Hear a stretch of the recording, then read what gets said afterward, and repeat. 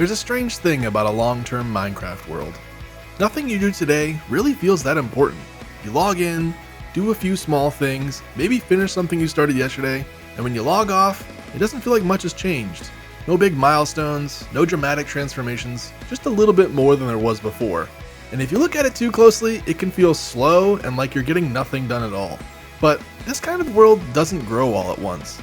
It grows in the way that real places in the real world do, bit by bit, day by day, through small choices that seem like they matter in the moment. And then over time, those choices, they start to stack up. The empty spaces fill in, the rough edges smooth out, and things start to connect in ways you didn't even plan from the beginning. Until one day, you look around and realize you've built a beautiful world. Something that feels like it's been here longer than you remember, like it's always been. So today, we're just adding another piece. Nothing huge, nothing flashy, just a little more than yesterday. This process can be slow and it can take a lot of time, but that's okay, because around here, we have forever.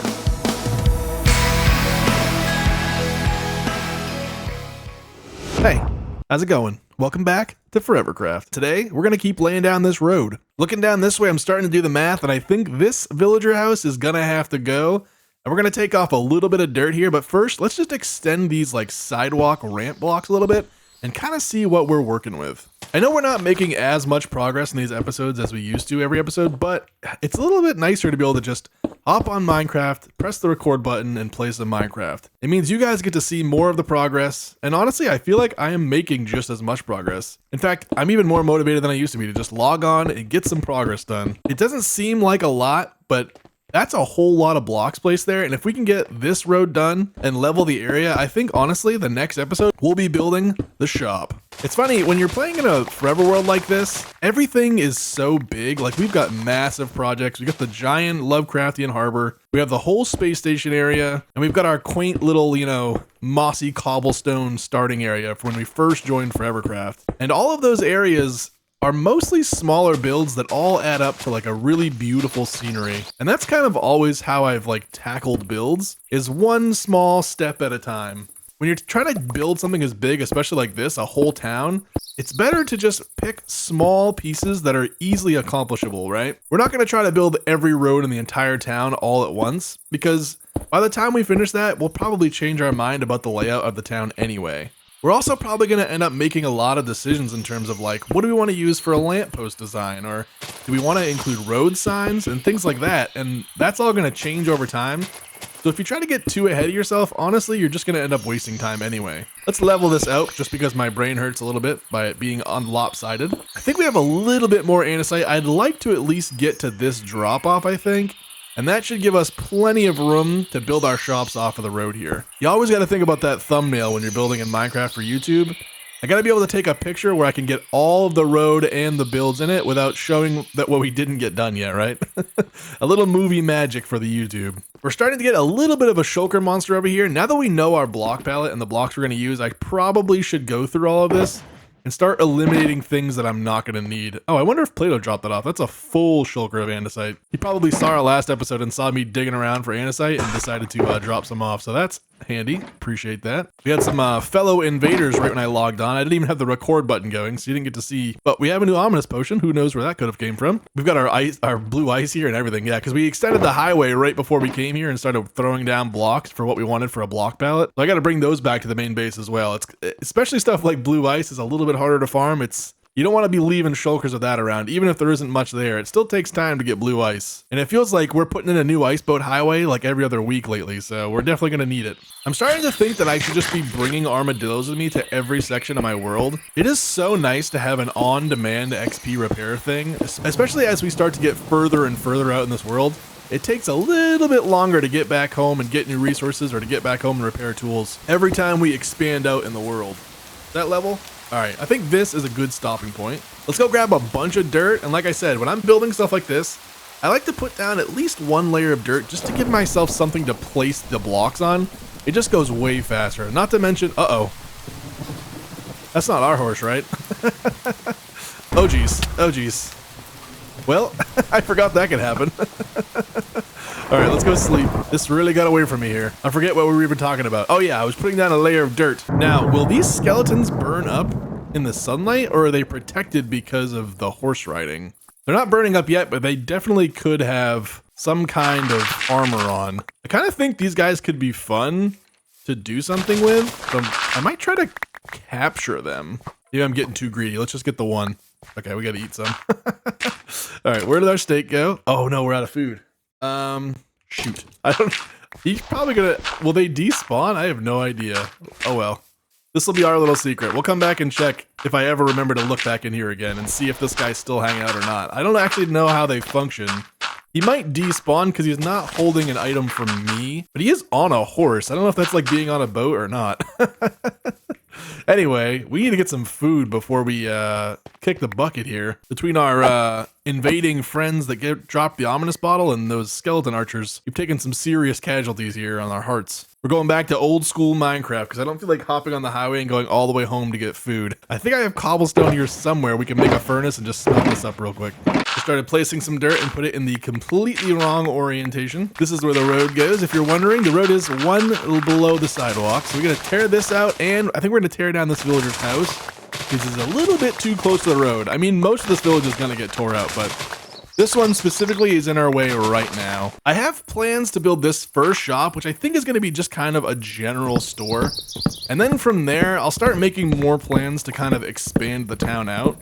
But if there's some like small town suburb build ideas you have, I would love to hear about them. Like, I had the initial thought was like, what about like a garage where everyone gets their car fixed? I don't know what we would sell there. Maybe black dye for oil or something. But ideas like that, just like a building you see in every small town that's like pretty common and pretty like visually recognizable, right? Because a garage would have like a big garage door and a little sign in the front. A general store, everyone kind of has an idea of what that is, right? So what are some other like go-to buildings, like libraries, things like that? I think a post office could be fun. I don't really know if we would use it for a store, but maybe we could do some kind of messaging system. Obviously, we all communicate on the server through like Discord and just like regular communication in the game, but maybe it'd be fun to leave messages here and there. I've seen that like ForeverCraft has done that in previous seasons, and I wonder how much people actually use that communication system, but it is a fun idea. ForeverCraft has probably been the most active it's been since I've been on it lately, which has been pretty interesting. Between our new member Slip and Plato doing his Play Minecraft Everyday series right now, it's been nice that the world has been very active and very alive, which is kind of like a thing you gotta look out for in a forever world, because there's gonna be ebbs and flows with any server, but especially a forever world. Like, you can't expect people to always be as available as they are when you first start playing, so you gotta have a little bit of grace if you're going to be playing on a server with other people long term. I play a lot of Minecraft, but even I get busy with life sometimes and have to take, you know, some time. All right, so this should be the road level. It's one below this sidewalk. For anyone that's new to this series or my channel, I did just release my second kind of compilation video that just gets you all caught up on what we've done in this forever world so far.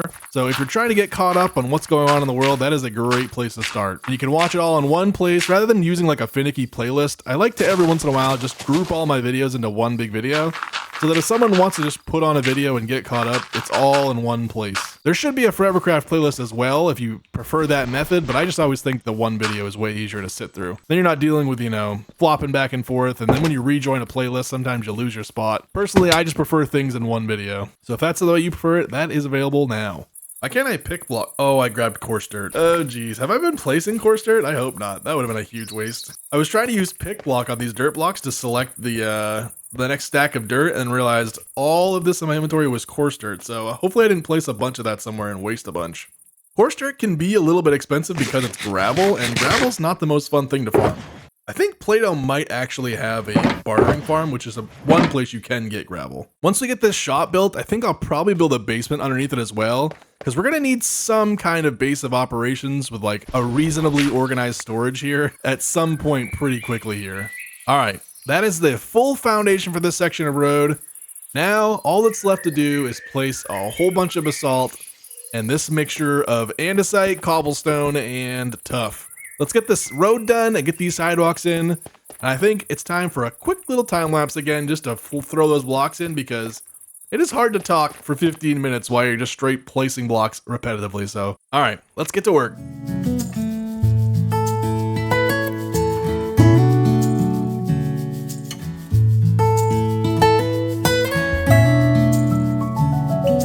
All right, another section of road complete. And I feel good about making some progress here. We probably should keep grinding away at this, but I've recently stumbled upon a side quest. I was watching Plato's recent video, and I noticed he was looking for chickens. And I happen to have a lot of chicken eggs, so I think we should pay him a visit, or at least his base a visit, and let him borrow some of our eggs. Let me grab a couple of these shulkers. A couple of these are just not needed for this area, and I want to start cleaning this area up at least a little bit. Like, that's an extra. We'll need dirt, we'll need stone, we'll need dirt, we'll need stone. Let me go through these real quick and grab the ones we need. Okay, that is slightly more organized now. We have coarse dirt, diorite, deep slate, cobble deep slate, basalt, and stone. I think these are the andesite chests that Plato blocked. We'll leave those there. And then these are kind of an assortment of blocks that we didn't really use. I don't think we're gonna need a lot of these. Looking through these though, I think this one chest actually has our only tough.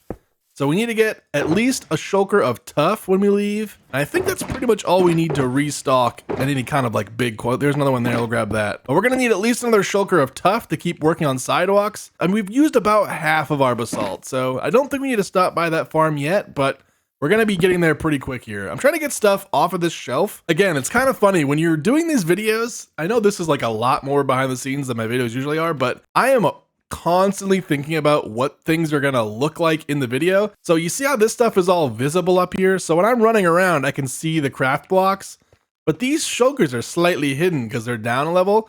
I always try to keep things just slightly out of view, if that makes sense. That way, if I'm doing a replay mod or something, I can kind of angle the camera to not see all the junk blocks that are laying around. Just a little movie magic that I happen to put into play once in a while. Obviously, I'm not doing it as much with this type of series, but it is the kind of things that I'm like always thinking about when I'm making a YouTube video. So, little fun fact. Anyway, side quest. We have to go through the Nether and stop by our first starter base here in ForeverCraft, because I have a little chicken coop there that has been infinitely producing eggs since I joined the server. It's probably full. I think I only had a double chest there. I can never remember where this portal is. Ah, here it is. This is a bit of a long trek. We're just about as far as we could be from that first, is actually season 2 of ForeverCraft, but it was my first season.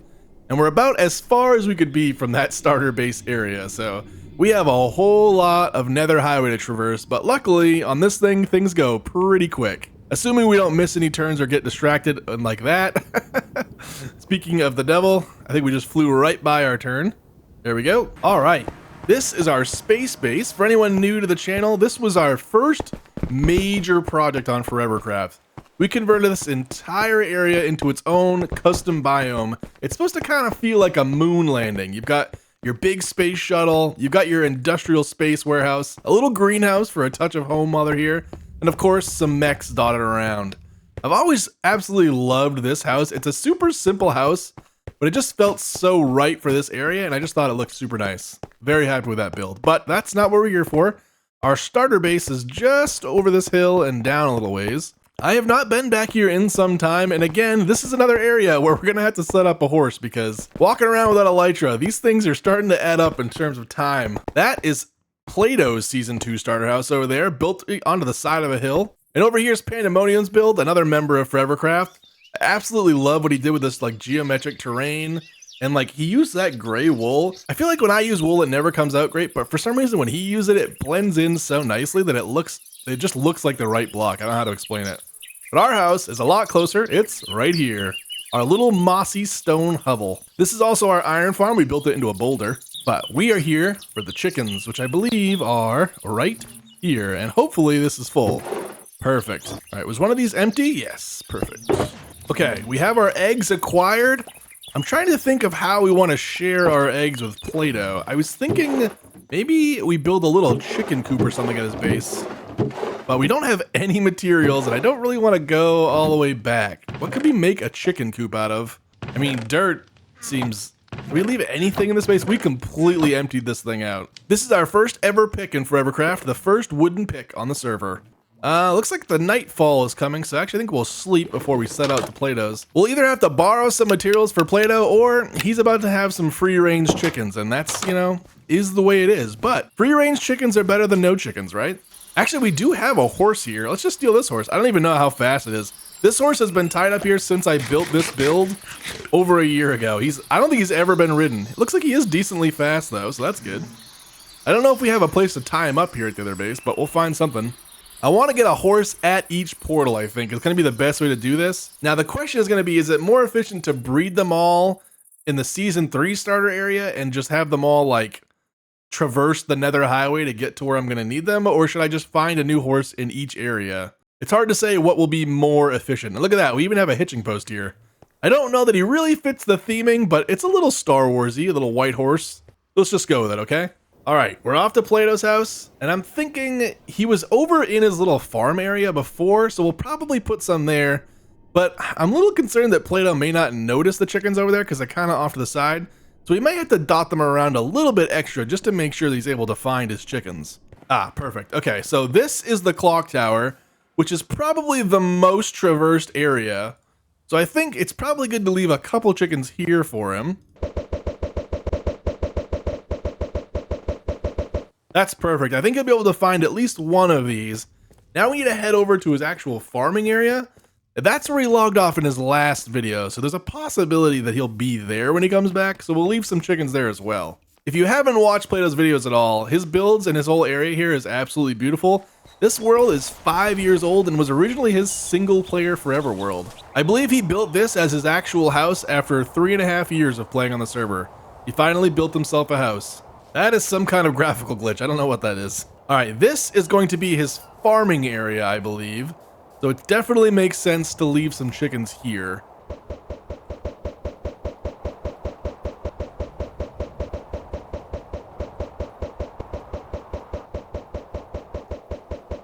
All right, that's perfect. I think he'll probably be able to find these chickens. And I think maybe we leave a couple more on the other side of the base just to make sure he sees them. I know he's been over by his tree farm quite a bit, so we'll leave some chickens there as well. All right, perfect. Look, you can see he was definitely here recently because there's still a whole bunch of trash on the ground. Let's just leave a couple chickens here to make sure when he logs in he can find them.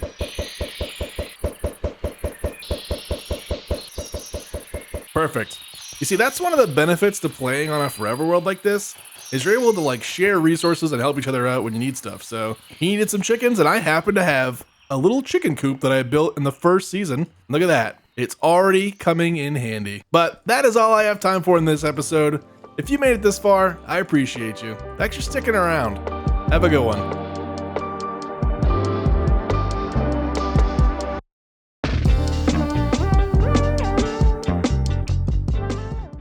A path is never just a path.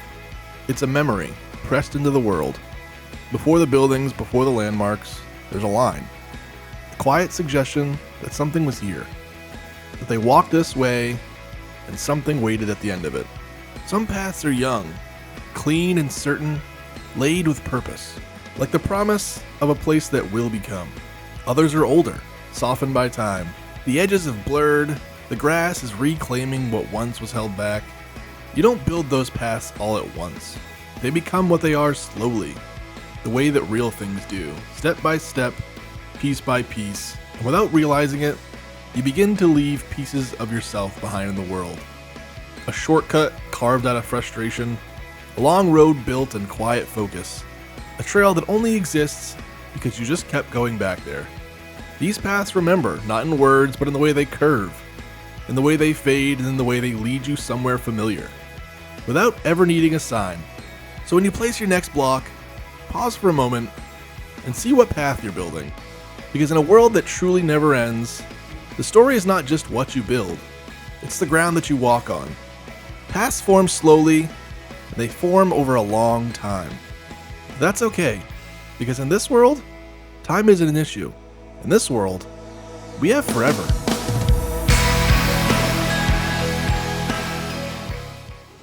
Hey, welcome back to ForeverCraft. And the sun is setting on us, but that's okay, because we're gonna head into the mines. Actually, I think I still will sleep, because it's really annoying when we get mobs on the overworld. I actually don't know when our helmet broke. I just realized that that's no longer on us, so that's an interesting thing.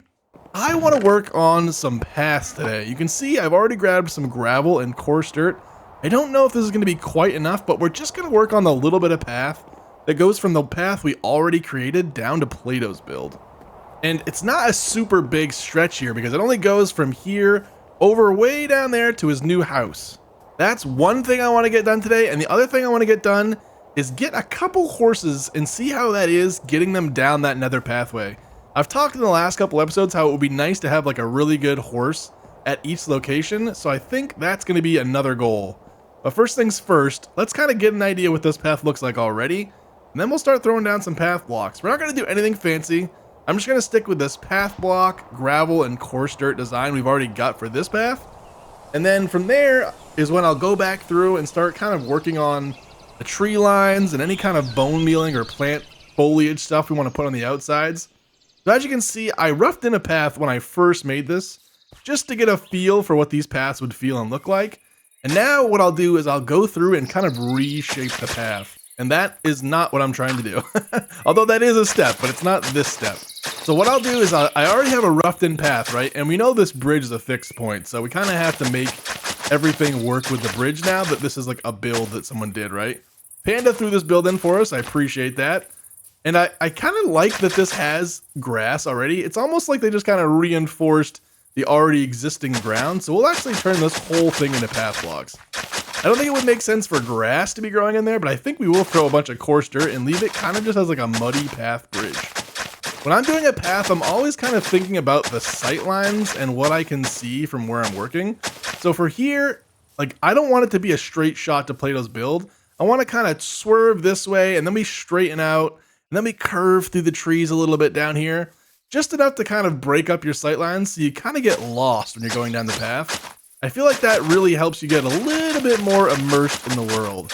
We've got our first kind of decision point here. I like to make all of my builds and roads and things like that work with the world.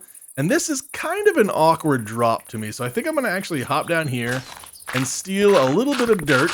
Oh, we don't want to steal that dirt. That might be visible. All right, now that we have a little bit of dirt, we can do some very minor terraforming right here. I just want to bow the land out a little bit here to give this platform not such a steep drop off. Now there's still things we can do here to like maintain this area a little bit, like putting a wall or some kind of barrier. Like when they put this path in originally, they kind of knew it was kind of sketchy, so they put like an extended wall here so no one came flying off the corner. But I feel like it's a little bit too precarious for my liking right now, so we'll just widen it ever so slightly out like this. That way you can at least come off the road straight, if that makes sense, or, you know, straight-ish. The path would kind of naturally curve away from that, because people are not going to want to be walking close to the edge and falling down there, right? Why is there a pumpkin there? That's weird. Anyway. What was I saying? Oh, yes. So we're going to naturally kind of curve away from that, and then we'll curve back this way. Like I said, I have gravel, coarse dirt. I grabbed some cobblestone, too. I don't think I mixed cobblestone into the main path very much. But I do think that it could do well for this little path here. I'm picturing this a road less traveled too, so I think we want to stick with like maybe a max width of 3 blocks. I feel like the width of a road is another thing. Like a bridge, it's going to be all the width of the bridge, but the actual like walking path definitely shows like how often is this traveled, and this one's probably not traveled super often as like a main path between towns, if that makes sense. I guess our other path kind of just goes to our house, but it's to the rock quarry too, so it would be traveled more often in my brain. That kind of leans towards another thing I've been thinking about a lot lately, and that's like the story in the world. I used to put like a significant amount of story in the world to the point where a lot of my videos were barely Let's Plays as much as they were actually like in-world stories, if anything. And I want to kind of get back to at least having a story behind some of the stuff, even if it's not as thought out as that was back then. I like the idea of things existing for a reason and being able to like explain why. So a story doesn't have to be like the knight went and rescued the princess from the dragon, right? It can be the people of this town worked in a rock quarry, and so they had to travel back and forth from the port to the rock quarry, and that's why that road is there, and that's why it is, you know, a certain amount worn or a certain size road, right? The story can also be like, well, they weren't very technologically advanced, and these people were afraid of the dark, so that's why there's no lanterns by the roads. They didn't travel at night, and so they had no use to have lanterns. I don't know if that one's actually going to stick for this area, but that's the kind of idea, right? A story doesn't always have to be, like I said, a plot with a bad guy and a good guy. Sometimes it can just be, why is something the way that it is? And that's how I kind of like to build my worlds, to have a little bit of internal logic. I mean, it's still Minecraft, and the logic doesn't always make perfect sense, but you get the gist, right? Okay, we're gonna have to come back through here. I don't ever like jumping when I'm walking down a path, so we're gonna put in some slabs, probably oak wood, because it blends the best with path blocks. And we'll have to kind of figure that out. I always have a hard time eyeballing where I would put the planks, so when we come back, the shape of this will probably change some. But we'll keep looping this way. I like how this is already kind of tightly going. It's almost like the path got overgrown, so I'm actually gonna probably leave these trees. And I'll put in some fence posts, but I'll really tuck them into these trees so they look like they've been like grown up and around them. If that makes sense. Yeah, like I don't know if Play-Doh planted these trees or if we just happened to pick a really nice little path through there. All right, the other thing I want to be a little bit careful of is this is Play-Doh's build in his area, and I don't really want to impose my will on it, if that makes sense. So we're probably going to stop the path kind of right here, maybe, right where it breaks into his area, and then he can kind of decorate this however he wants to match, you know, whatever theming or area he wants to design. He can also come back here and tear this whole thing out if it doesn't fit what he likes, but hopefully he appreciates the path, because we're putting it in. I do think he appreciated the chickens that we dropped him off last episode, so there you go. We're helping Play-Doh all over the place around here. Alright, so this path, I don't like a step down and then immediately a step back up. So this is another area where I would typically just widen this out, and then we'll just curve the path a little bit more so that it stays up on this upper shelf and there's not this awkward step up and step down. Typically I would get a lot more dirt to have handy too. It's so weird, there's like one layer of rock here and then, I mean one layer of dirt here and then immediately into the rock. Usually there's like 4 or 5 layers of dirt and I can do this and kind of steal dirt, but kind of struggling to keep my dirt funded. But like I said, usually when I'm doing these like terraforming or this path mod, I would just have a shulker of dirt, but we jumped into this one maybe slightly ill-prepared, but I think we're going to make it work, and we'll figure it out, I promise. Okay, this looks pretty good. This is maybe this is like the max width, especially as we get closer to his house. I want to keep it really thin. And if we're going to go with a quote-unquote overgrown style, it might even make sense for some spots like this. Let's just leave a couple grass blocks. Like, they really don't like squeezing between these trees, so this area is very untraveled. And again, through here, kind of the same feeling where it's not fully torn away because it's just been really overgrown through here and not maintained. We'll throw coarse dirt in these 2 spots. Honestly, that's just because I'm lazy and don't want to dig up more dirt. Okay, so this goes like this. So you see how this is like a diagonal? I feel like a diagonal just looks artificial. So what I'll actually do is I'll widen this side to make it feel more like it's curving. And then we'll break out maybe this block. It doesn't take a lot with a narrow path like this to really make the bend feel extreme. So you want to be a little bit careful, and it's really just kind of an eyeball and a feel game. Because you can end up with like a really wide path very fast. That looks pretty good to me. We'll hit this corner and we'll go up the hill. These indents, as you'll see when I go to get the blocks, actually work really well for stairs. I can picture it. There's going to be one there and here. So I'm actually going to dig those out like that. That way we can tuck our little oak planks right here to make these step ups a little smoother. We'll probably end up extending this a little bit too. That way we can do a similar thing here. And those oak planks will go right here. We'll do the same thing here. We'll carve it back. It feels a little bit more natural when you like indent the step ups into the earth rather than having them stick out on the outside. Same thing here. I would prefer that they go indented, so we'll just take out a couple layers there, couple layers there. All right. We want to get back and sleep so nothing spawns on us here. And then we're going to go through the next phase, which will be the detailing and the step-ups in the path. And then the last phase will be putting in the decoration on the outsides for trees and fence posts, maybe some walls. It could be interesting to use his section as more of a brick wall just to kind of differentiate the 2 paths. Or we could stick with fence posts and keep them the same. I'm not sure yet. Sometimes you have a plan when you're going into things, and sometimes you just hop on and play some Minecraft. The beauty of this game is we can always go back and change it up later. I think we had our horse and we left him down there. That was not my most intelligent move, but that's alright. We could burn some calories.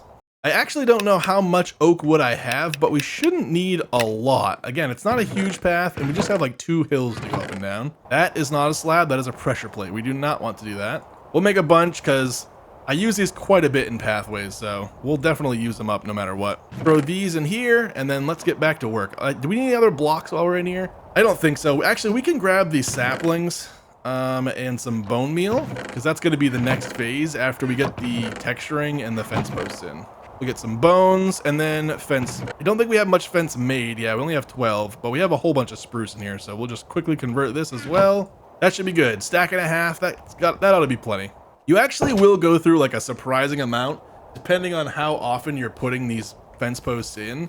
I went pretty heavy in this area to really kind of make the path feel blocked in. But some areas you'll have more, some areas you'll have left. Here you get an idea of what we're going to do with these slabs. And this is kind of a good example of what I mean by insetting them versus having this be dirt and the planks sticking out into the path. I kind of like this feeling where you're walking up into the hill a little bit more. You can definitely do both, and you should mix it up. Every walkover shouldn't feel the exact same. All right, so first step down, like I said, this to me feels just slightly more awkward than if we just take out 2 dirt here and push these back into the hill. For some reason in my brain, that feels more like built into the world. Others may agree or disagree. All right, this one, I feel pretty good about that. I don't think we need one here. Again, see how that kind of feels like it's sticking out?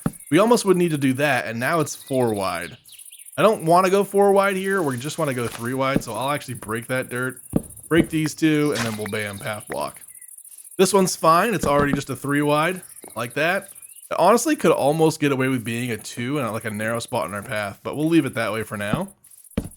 This one's decent. Now the bridge, it would typically be a little bit more structured, so I don't actually hate that being a 4 wide, and I think we'll make this also a 4 wide. Or maybe a 3 wide at least, like that. I don't know if we can get away with that unless we put a couple dirt right there, actually. And then we'll extend the hill out so it doesn't look so manipulated here. There we go. Yeah. That's nice. He's already got planks here. These planks are different, unfortunately, but I don't think I want to replace his bridge planks. The suspension of disbelief for the weird spruce section there, but spruce and tough do go together well, so that was a good block pick. All right, paths a little bit too sparse here. I think I kind of missed this area when I was widening. Typically, I don't like to do this either, where we're kind of dropping down. Like, I pretty much never put a path block directly exposed. That feels like a 3 wide to me. I don't know why. The path is very narrow here. No, you know what? I think this is actually one case where we'll keep it just 2 steps. Same thing here. This is a very steep hill, so I could see them being kind of precarious as they put stuff in here, right? See, that's not going to work. What do we have to do to fix this? This can go in a little bit here, and then this can go in, and then finally, like that. It's a little bit awkward. Let's do 1 more dirt there, and actually we'll take out this step. Like that. That's not too bad. That's pretty good, and then I always felt pretty good about this area. All right, is that all of our step ups and downs, I believe?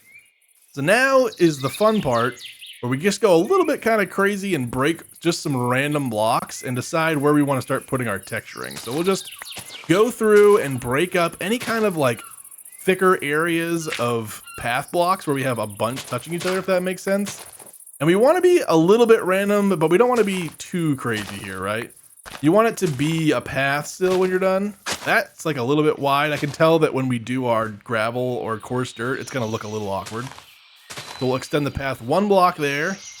Again, this is the area I wanted to preserve some of the dirt, and then we missed our planks here, actually. Those back in there. And that's it. We just kind of go through here and just randomly break this stuff. When we go back through in the past to kind of replace some of these blocks with our texture blocks, we may or may not like the areas that we decided to dig away or replace, but we'll be able to see that pretty clearly as we go back through. It's funny, I'm already getting a feel. I think we might be a little bit short on texturing blocks. It doesn't feel like we're breaking a lot here, breaking 1 block here and 1 block there, but I promise this does add up. You can go through a couple stacks of gravel real quick. All right, these areas by the bridge, while we're gonna have like a nice wide path, I do want them to be very textured. So I want to do like a pretty sparse amount of actual path blocks here. I want it to be very trodden. Probably mostly coarse dirt and like mud. We're gonna make those path blocks just so that I can break them. It's all a part of the creative endeavor. All right, so now that we've got them all dug out, I like to go 1 block at a time. So what I'll do is I'll go through first and we'll only do our gravel spots. That's gravel, so we don't really want those to touch. And then we'll go through and kind of just find some good spots here. A little bit random again, but we're trying to keep, you know, the same density of blocks. I don't love this where gravel can cut a path off. Typically, I would like to do at least like an L here. I don't know if that really makes sense to anyone else, but in my brain, that's what looks better. Some of this just really is truly all feel, and it's also just extremely subjective. So if you don't like the way that I'm patterning this, feel free to mix up your mixtures of dirt and cobblestone. Actually, I forgot we grabbed cobblestone. I might mix some cobblestone in. I haven't done it yet on other paths. Maybe it makes sense for the paths to all match, so we won't do it here, I don't think. I'm not doing as much on the edges. I like to do coarse dirt on the edges, because coarse dirt just kind of gives that, like, dirt where the grass is dead, but it's not like a fully pressed down path, if that makes sense. This is a good spot. I think we could sneak a coarse dirt, and it almost kind of bridges where the path is narrow there, but you still can tell that it like is a spot that people walk. Little that action. This is pretty under textured, I would say. There. Let's just throw the coarse dirt in here because I'm feeling like this is no, that's all right. I actually don't hate that. We'll throw a gravel there, and we'll actually do this coarse dirt now just because it's a spot we could easily miss. Don't block. Oh, that's all right. That's all right. We're just working here. You know, it wasn't my intention when I hopped on to start recording this to make a tutorial, but I guess this is kind of turned in how to make paths in your Minecraft world. That might even be the title now. We'll see. I didn't expect to be like so explainy, but you get passionate about paths, you know? It happens to everyone. Again, going back to that like telling stories in your world, paths are one of those things that paths show life without directly showing it, right? It shows that people have been in an area and that the area has been impacted by those people, right? And a path, again, it kind of tells you a lot. Is it a road where we've been building a road over in the town? A road says a very different story about where you might be in the timeline or in the world versus just a beaten path in the woods, right? I think we're going to sleep at Plato's house since we're so close. Hopefully he has a bed over here. I haven't actually been in this house yet. There may or may not even be an interior. Actually, I think he showed it in his video. There's like a very modest interior, I believe. I don't see a bed immediately. Ah, look at that. Perfect. Ah, rise and shine. Actually, he's got a nice little kitchen here. Not much of a door, though. All right, so we did mostly gravel. We did throw in some coarse dirt. So now we're going to go back through with our coarse dirt, and we're going to keep an eye, too, for areas where we think we could use more texturing in general. Now that the gravel's there, and as we put the coarse dirt, like that is kind of the final texturing, right? So this feels a little under-textured to me, so I'll throw just one more there. And honestly, this could be a good spot for an L. And where this gets wider here, I think we throw another gravel. Just to give it a little bit more character, as they would say. We also want to keep an eye out for steps that we might have missed, and other things like that. This is pretty good. I kind of like that the path's beaten here. If we ride through here on a horse, I'm a little bit worried we'll hit our heads here, but I'm going to leave it for now. It's a good test that we'll have to do. Once we get the path built, we'll ride through with the horse and make sure it's horse approved. That's something we have to keep into account now that we are riding horses everywhere in this world, is we have to be able to fit everywhere. I don't like this 1, 2, 3 in a row like that, so we're actually going to do that. I don't know why I just ruined that coarse dirt. Do that. What was I going to do? Oh yeah, we're going to flip this. Put the coarse dirt here, put regular dirt here, and then we'll probably just add another coarse dirt here so that we still have some texturing. This feels a little bit awkward to me right here as well. We'll put another coarse dirt there and here. And keep moving. Again, I want this to be extremely coarse dirt. We're actually probably going to add more even once I fill these in. How much do we have left? 13. I want to put more in, but we are going to run out. So let's do this with what we have left. Then we're going to have to run back to the house and grab a little bit more coarse dirt. Can I make coarse dirt in my inventory? Let's actually check. Oh, I can. There you go. We'll just make some real quick. Minecraft.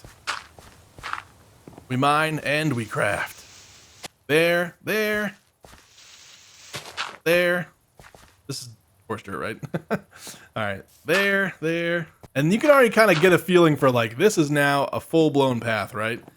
And even this alone can work. Honestly, you can stick with path blocks. Like path blocks, they can get a lot of hate from some people, but I think it is totally acceptable. I mean, it is a path, right? If it's a very traveled area and it's not like muddy, there's no reason that it wouldn't just be ground with no dirt or grass, right?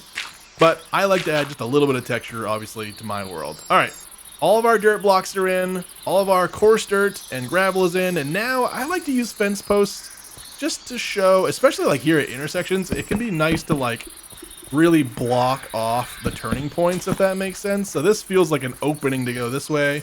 This is a little bit tight. I think I'm gonna leave it though. The only thing I could say is that we could potentially flop this post. Let's see what this feels like. Yeah, that opens us up a little bit more. We'll keep that. I think I like that better. All right. And then we're gonna go through here and we're just gonna find spots where we want to kind of block off the edge of the path where it makes sense. You can kind of do these all over the place. You can do them just as like railings as you're stepping down. It kind of, once again, unfortunately, this tutorial for paths is that, hey, it's kind of all feel.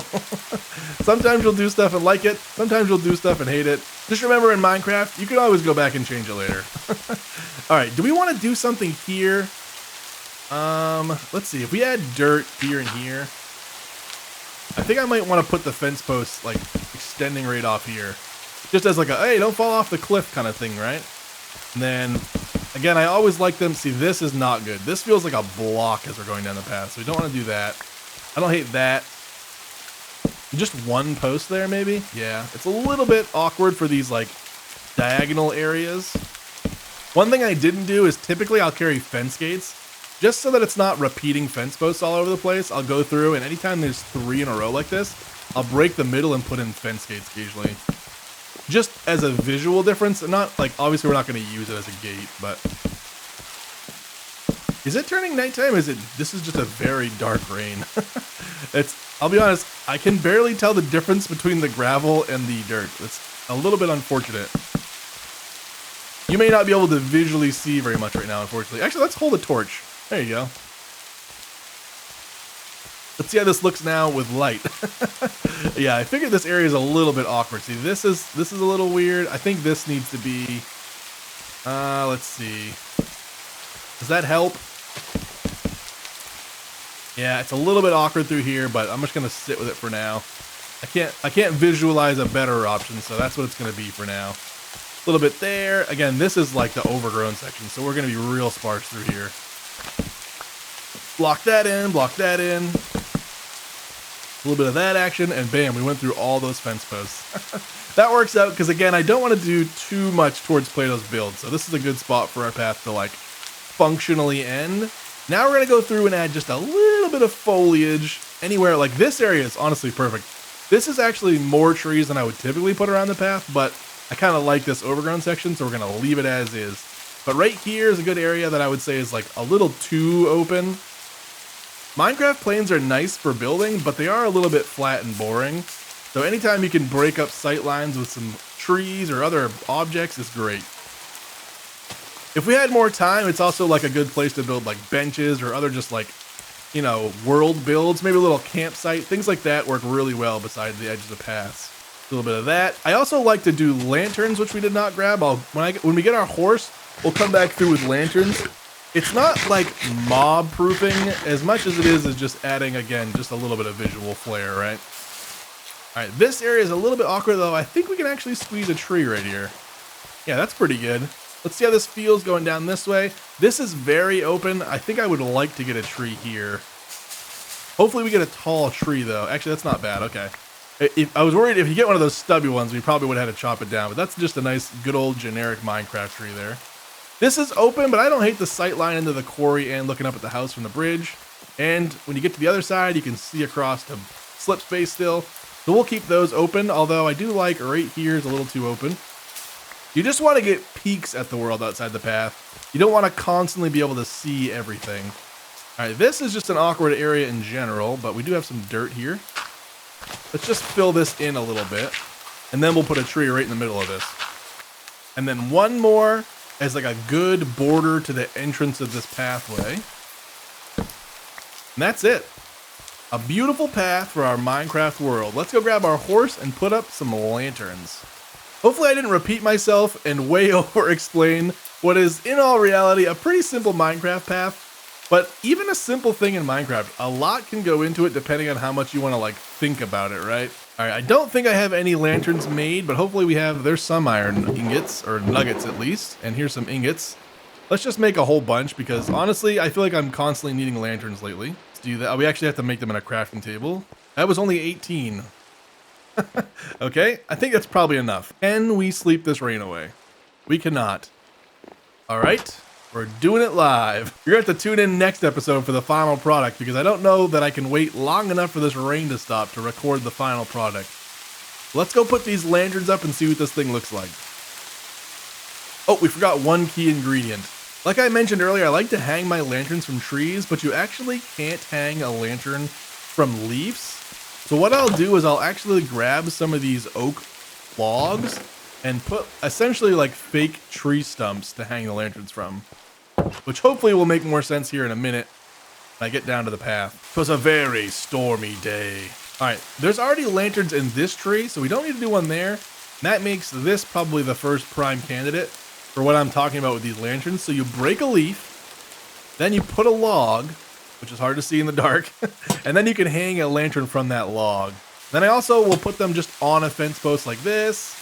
This is a good candidate for one here. Actually, we'll put it on the wall, I think. Yeah, I like that. And then here's a good candidate for one in the tree. Why can't I break this leaf? There we go. That lantern there, like that. Here's a good candidate for one on the fence post. You can see I'm kind of alternating to both sides of the path. Again, that's kind of just a feel thing. I feel like I always go for very balanced areas and balanced builds, but also not necessary. I almost would like a birch tree one here, but I don't have any birch logs. I don't love that fence post placement, so we'll put one here. This is going to be probably our last lantern. Oh, someone slept. Thank goodness. All right. That's perfect, because now we can go through and see our beautiful path. Let's put one more in this tree, just so that Plato can see the shining light at the beginning of our path when he logs on. And there you go. That is how you make a beautiful path in Minecraft. A little bit of coarse dirt, a little bit of gravel, some lanterns, and some very cleverly placed trees. Well, if you ask me, it's clever. This is as awkward as I expected. Like, again, these are the areas that when you're using the path, you'll be like, you know what? I hate this fence post being here, which I can already tell. I'm going to run into that every time. So we're actually just going to move those real quick. And we're just going to widen the path a little bit. And you'll run into that stuff over time, especially if you're like actually using the paths like I am on your horse. But if they're just visual, honestly, that stuff probably won't matter anyway. But there you go. A beautiful little path that connects another area. And I believe Slip in his last episode built a path down to Plato's base.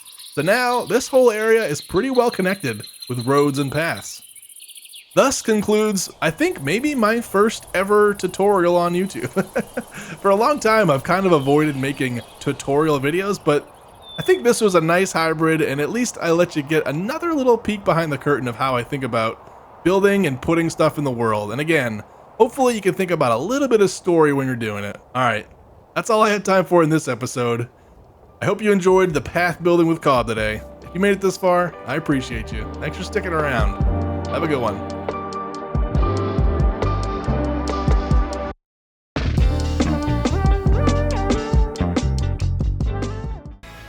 You don't need to be a master builder.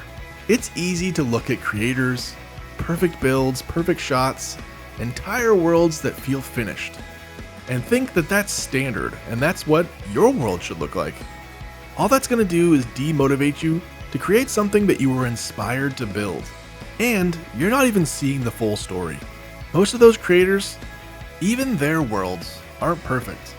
There's backs of those builds that'll never get built. There's a chest monster just off screen that they cropped out of the video. And there's stuff that they're not happy with either. But they've been doing it for a long time and they've put a lot of hours into it. And of course, when you do that, you're gonna get better.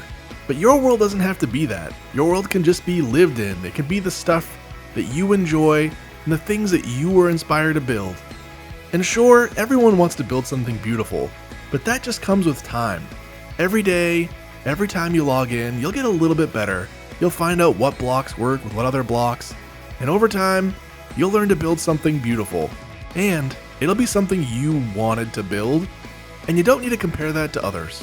Just place the next block, keep going, and let it grow. My motto in this world is, there's no need to rush. We have all the time we could need. In fact, in this world, we have forever. Hey, welcome to ForeverCraft. Today, we've got a few little chores to get knocked out of the way. I want to get back to kind of setting myself up in the world with like good transportation at all of my portals. So for now, we've got a horse at the new space base. It's not a fast horse. We have a horse here, although arguably not the fastest horse in the world. It does get the job done, and also we do have a name for him, but you'll have to stick around to find out what name we have settled on. I have to go back to our main base and get some name tags, and we'll throw a name on that guy. But I want to get horses set up at the other places, and I also want to get, potentially, I'm thinking, I don't even know if this will work. Honestly, I don't know much about the nether and horses and how this stuff is going to go, but I think I want a horse on the nether roof. We don't go up there a lot, but the other day when we had to go up there for the basalt farm, it was kind of annoying. Oh no, we don't have a boat. All right, back into here, we're gonna make a boat real quick. I also wanted to talk a little bit today about how you can't really let perfect get in the way of you making the world that you want to create in Minecraft. I feel like over the last few years, there's been a trend, and I don't know if it's directly related to the trend of like the perfect start in hardcore Minecraft. You know the videos, you've seen them. I've probably titled a video like that myself. And I wonder if over time, I think a lot of people have kind of gotten turned off of Minecraft because they feel like they can't like build as good as B-dubs. But in reality, Minecraft is just a fun, creative game where you can hop on and build whatever you want. And you shouldn't try to compare what you're building or doing to people that have been doing it for years and who do it full-time as a living, especially. Minecraft is just like any other creative endeavor you're gonna go underway, right? You're gonna be bad at first, and you're not really gonna know. You're gonna be flubbing around, especially like when you haven't really learned how to efficiently plan a build, when you haven't like really efficiently learned how to collect the right materials. And I mean, honestly, even to this point, I don't even know most blocks, and especially what blocks look good together. I feel like over the last few years, I've definitely gotten better at building.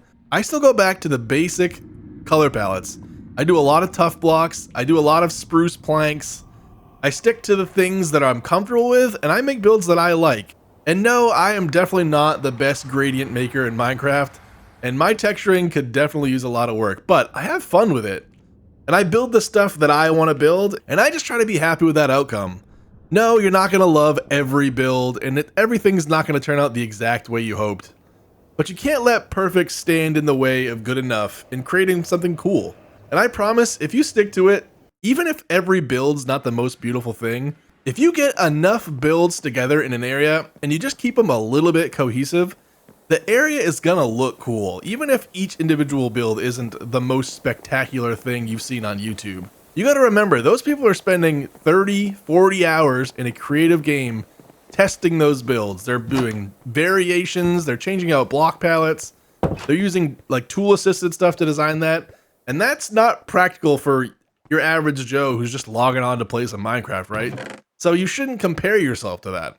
Build stuff that you think is cool and that you want to exist in your world, and just be happy with that. All right, I'm not seeing any name tags instantly, so we may have to go all the way back to season 1, unfortunately. Yep, okay, I'm not seeing any name tags. I don't think, we have some emeralds in here. Let's grab those. All right, we're gonna have to head back to season 2's starting area, which has our only real functional trading hall in this world, and it's nothing special.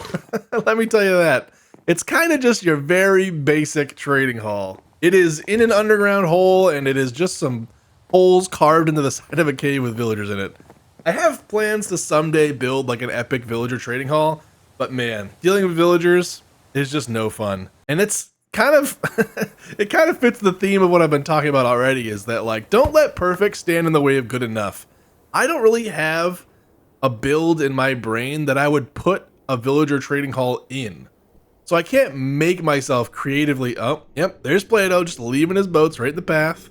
That's all right, that's all right. We gotta share the road around here, that's all I'm saying. What was I saying?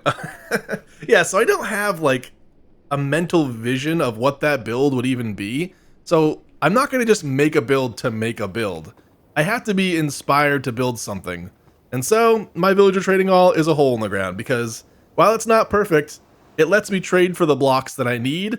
And that's kind of the most important thing to me right now. I get golden carrots, I get books, name tags, all that good stuff. Come on, come on. I guess we need a name for this horse too. I feel like I probably, when I first got this area, I asked for someone to name this horse. And I totally forget if I even got a good suggestion, so apologies if you commented for that one, but I don't even remember doing it. I will say this guy's not very fast, so we're definitely going to have to hand deliver a new horse to this area, who is a little bit more efficient than that guy, because he's a little bit slow. Alright, just down here, around the corner, is the most beautiful villager trading hall you've ever seen. Ah, yes. Look at it. Look at these beautiful flat stone walls. But I promise you their trades work just the same, and they've even been cured, so this stuff's pretty cheap. While I'm here, I'm just going to stock up on carrots because I don't come here very often, actually. So whenever I am here, I try to just stock up on the necessities, right? And then all of these guys pretty much are maxed out. So let's just grab 4 tags, because we're probably going to be naming horses in all the different areas. I guess I should check and see if they're any cheaper anywhere else. Is 15 just like the cheapest you can get name tags for? Probably. Alright, I don't have a lot of emeralds. Do we have more emeralds in here? Yeah, we have a bunch of emeralds in here. I actually am a fan of using iron as my block of trade. So I use iron to get pretty much all of my resources. One of the first things I build in almost every area is an iron farm. And we have one in the boulder up here that just spits down into this auto crafter, which makes me iron blocks. And while I don't spend a lot of time here anymore, we've still got a few stacks of iron blocks here. So you can go through a lot of ironing, it's pretty quick. And once you've cured like these smiths and things like that, what are these, tool smiths? Yeah, you can get 1 iron ingot per emerald, and an iron farm pumps out a lot of emeralds. So between toolsmiths and armorers, you can trade a lot of iron for a lot of emeralds. So this has always been my go-to. I have built melon farms and stuff in the past, but the thing is, you don't use a melon farm for anything else. And I like that I'm always going to want iron farms, and I'm always going to use iron for hoppers and other parts of builds. But melons, I would literally just use them to trade for emeralds, so you just end up with a bunch of melons you'll never use. I forgot we dyed these sheep orange for a build, and I never came back to make them a reasonably normal color. What's another thing? Oh yeah, I wanted to grab some of this. Our nether is pretty well cleaned out on nether wart, so I need to grab some to put in our storage, so that if I do want to make a nether wart farm at the house, I can. That's not really involved with today's video, but I just keep forgetting to do that. Alright, we got name tags, we've got nether wart. I feel like there was another part of this mission that I'm totally spacing on, but let's sleep the night away here before anything too bad spawns. Perfect. Day 13,941. That is not a small number. I was talking with Plato earlier on Discord, and I think we're going to consider doing a world server tour at around 14,000 days. That's just a good milestone, and I haven't done a world tour for a few months now, I think, so we've built a lot of stuff since our last one, and I think we might try to do the whole server as a group. So that may be a longer video, so they get to see the ins and outs of the whole world, hopefully. And it shouldn't be too far away, because we're all playing quite a bit right now. I really feel like there was something else I was supposed to grab when I'm here, but it's just not hitting me. Alright, we need to name one of these name tags. I should have just done that there, that was kind of silly. But we'll just pit stop at our house on the way. Actually, no, you know what, we'll go right to Season 3 and name it because I want to grab a horse and see what it's like to take a horse down this nether highway. I think I'm starting to convert Plato to a nether highway lover, although I have seen in his last few episodes he's been on the roof a little bit, and I don't know about that. The thing is like, I have built this highway to all of my farming spots, but I noticed like he went to the mesa, and I have a portal that goes to a desert that's near a mesa that I use, but he probably doesn't even know that portal exists. So he doesn't really have this hooked up to his actual farming locations. But the goal is to be able to ride this thing to get to anything we need. Is that a wandering trader? I don't think I've ever seen a wandering trader in the nether. It's kind of interesting. Actually, let's throw these nether wart in here because we're going to forget about those. I don't want that flour anyway. And then we'll keep a stack of carrots in here too because it's always good to have. Because it's always good to have extra food on hand. All right. Hop in here. We're going to ride up. Oh, this is kind of annoying because we're going to have a horse here. I don't know if we should lead a horse. Here's the thing is this is the kind of stuff that you don't really think about when someone's making a Minecraft YouTube video. But this stuff all takes time to get done, and not all of it makes for a flashy YouTube video. So right now, my brain instantly was like, oh man, we have to ride over there where our trained horses are, name tag one, then we have to bring 2 horses back so that I have a horse waiting for me when I come back here. Or maybe we're just gonna have to rough it on the way back and have no horse, I think. I'll grab one of our fast horses that's already tamed up, and when we come back to this area next time, we're gonna have to just hoof it on foot. If you didn't catch last episode, I kind of gave my first YouTube tutorial on how to build these pathways. Oh, by the way, I keep meaning to be a better YouTuber, so if you're enjoying this video, or if you enjoy any of the videos I've made recently, go ahead and subscribe. I mean, it doesn't cost you anything. Also, if you could like the video, that would be amazing. I never ask that, and every person ever tells you you should. I know you guys know that button exists, but if I don't say it, you might forget. So there, I've said it. All right, time for the big name reveal. I won't edit this out. The first horse named from the YouTube comments on ForeverCraft for Cobb is Mare E. Poppins. That is relevant to my real life, and someone named it, and it's just so funny that that has come up recently in my actual life that it just feels like I have to use that name tag now. It may not be the funniest name ever or the most in-world accurate, but it is a fun name, and it just was the right moment in my life. So you have successfully named a horse, and I totally should remember who put that in there, but I cannot remember. All right, this is the new horse. I believe he's pretty fast.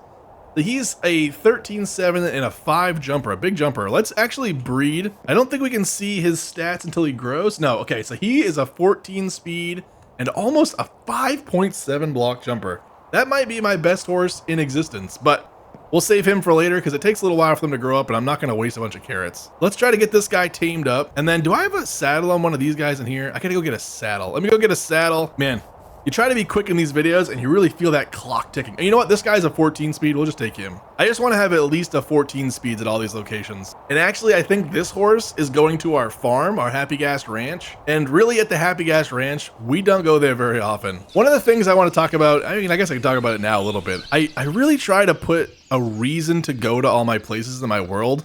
And this area doesn't necessarily have one either, actually. I mean, the iron farm is here.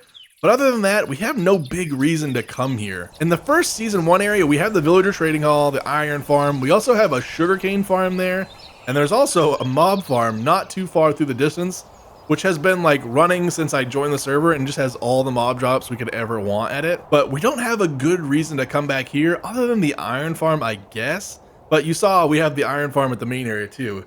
So I'm thinking I actually am going to build a wool farm here. I don't know if it necessarily fits the stone quarry theming, but I do think a wool farm could be useful. And we have a large kind of rural landmass here, so there might be a wool farm here sometime in the future. Okay, let's see how this goes. First of all, can I get him to even come into this cave? I didn't necessarily make the opening very big. I don't even know if a horse can survive in the nether, but I'm surely it can, right? All right, we're gonna have to widen this a little bit. I did try to make this kind of a tucked in cave entrance, but I wasn't thinking about practical use at the time. Whoa, it is instant. Oh, because you know what?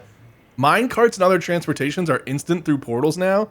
So I guess horses also fit that theming. And look at that, it does actually kind of work perfect. He even runs normal. This is kind of interesting. It's definitely not as fast as a boat, obviously, but yeah, this is gonna be way better. So this is how we're gonna get all of our horses. But I guess, you know what? That's our reason. Anytime we need to get a new, oh God, we're gonna die in here. Anytime we need to get a new horse, we come to the horse ranch here. We've already got the horses bred up, but we should definitely make a build for them. Either it's a barn or, oh God, we gotta be careful. We can jump over the walls pretty easily here. But yeah, so I guess that could be the location where we restock our horses, because as careful as we want to be, if we're going to be riding these horses all the time, I'm going to AFK, a creeper's going to show up, and bad things are going to happen, okay? Yeah, you can see how much faster boats are, by the way. Oh gosh. Oh gosh. All right, I wanted to try something. I keep meaning to get a wool block. Someone recommend putting a wool block here at the intersections, and I keep forgetting, but I think they said wool block, hopefully randomly, and I'm thinking that any block will do. So the idea, I'm assuming, is that when you're coming through on a boat, you'll hit this block, and it's not ice, and it's level with the ice, so that you'll actually lose your momentum, and then you can just kind of push off in the direction you want to go. so that you don't miss that turn. I don't know if you saw earlier, but I missed that turn like 4 times. This is dangerous. Oh gosh. Oh my gosh. Why is this hole here and why is there lava everywhere? I'm really pushing my luck. Luckily, the horse itself isn't taking damage, but we might have to raise that roof a little bit for future transportation.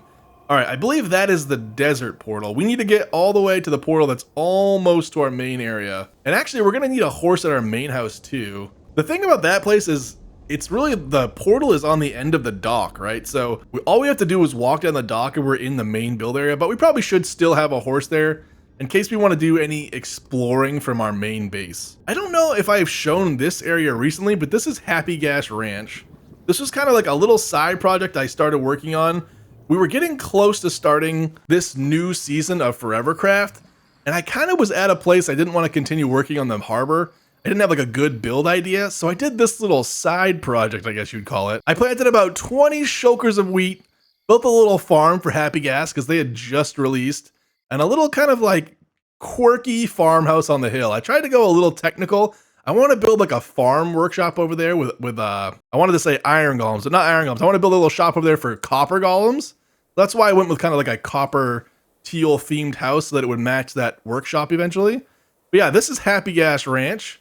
All the wheat the Happy Gas could ever not eat because they eat snowballs, but we've got these like fancy square places for the Happy Gas to go.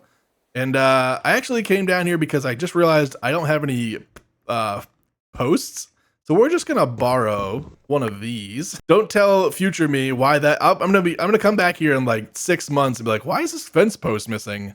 It was me the whole time. Let's go for a quick little sleep here. No hitching posts handy that I see. Hopefully he doesn't wander too far in the night. I will say that in the past, I have really enjoyed streaming Minecraft, but honestly, creating videos in this way where I'm really bringing you guys into all the intricate details and all the behind the scenes stuff that goes on, it's really scratching that itch for me. Horse number 1 delivered down the highway. We could probably improve the highway a little bit. I'm a little bit nervous with that magma block. I don't know if that will hurt the horse if he like tries to walk over there. So let's actually just tie him up over here a little bit so that we know he's a little safe here. What do we have in this chest? Do we have any wood?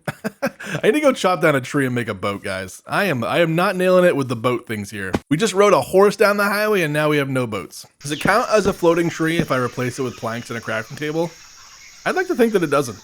We've got a boat. We've got our horse delivered. Now we need to go slap a name tag on Mayor E. Poppins. I don't know if that's how I should have spelt it or not. I don't even know how Mary Poppins is spelled, if I'm being honest. Did I even do? I feel like it's probably 2 P's. I did do 2 P's. That's a good sign. Streamer brain is a real thing, and it's kind of the same thing recording these videos. I try to keep like the flow of consciousness going, which means you start to kind of lose track of what you're actually doing in the game. Hence almost running that horse into the lava. Okay, that wasn't a good test, but it did actually feel like we stopped. Now this is the real test. If we're flying this way and I turn like this, no, we flew right over it. All right, one of the chat messages definitely recommended wool. So we will need to try that and see if there's a difference, but I don't see why that would make a difference, but we should try it. Also, maybe he meant carpet, because carpet would stick up higher than the ice. So that might stop our momentum. I'd worry that it's actually a catch though, but we've got to test it out to find out. In fact, we got to find a sheep in this field to harvest and test that theory out, I think. All right, where are you, Mary Poppins? Bam, our first named horse. Congratulations to the name owner, who I definitely should have looked at before I started recording this video.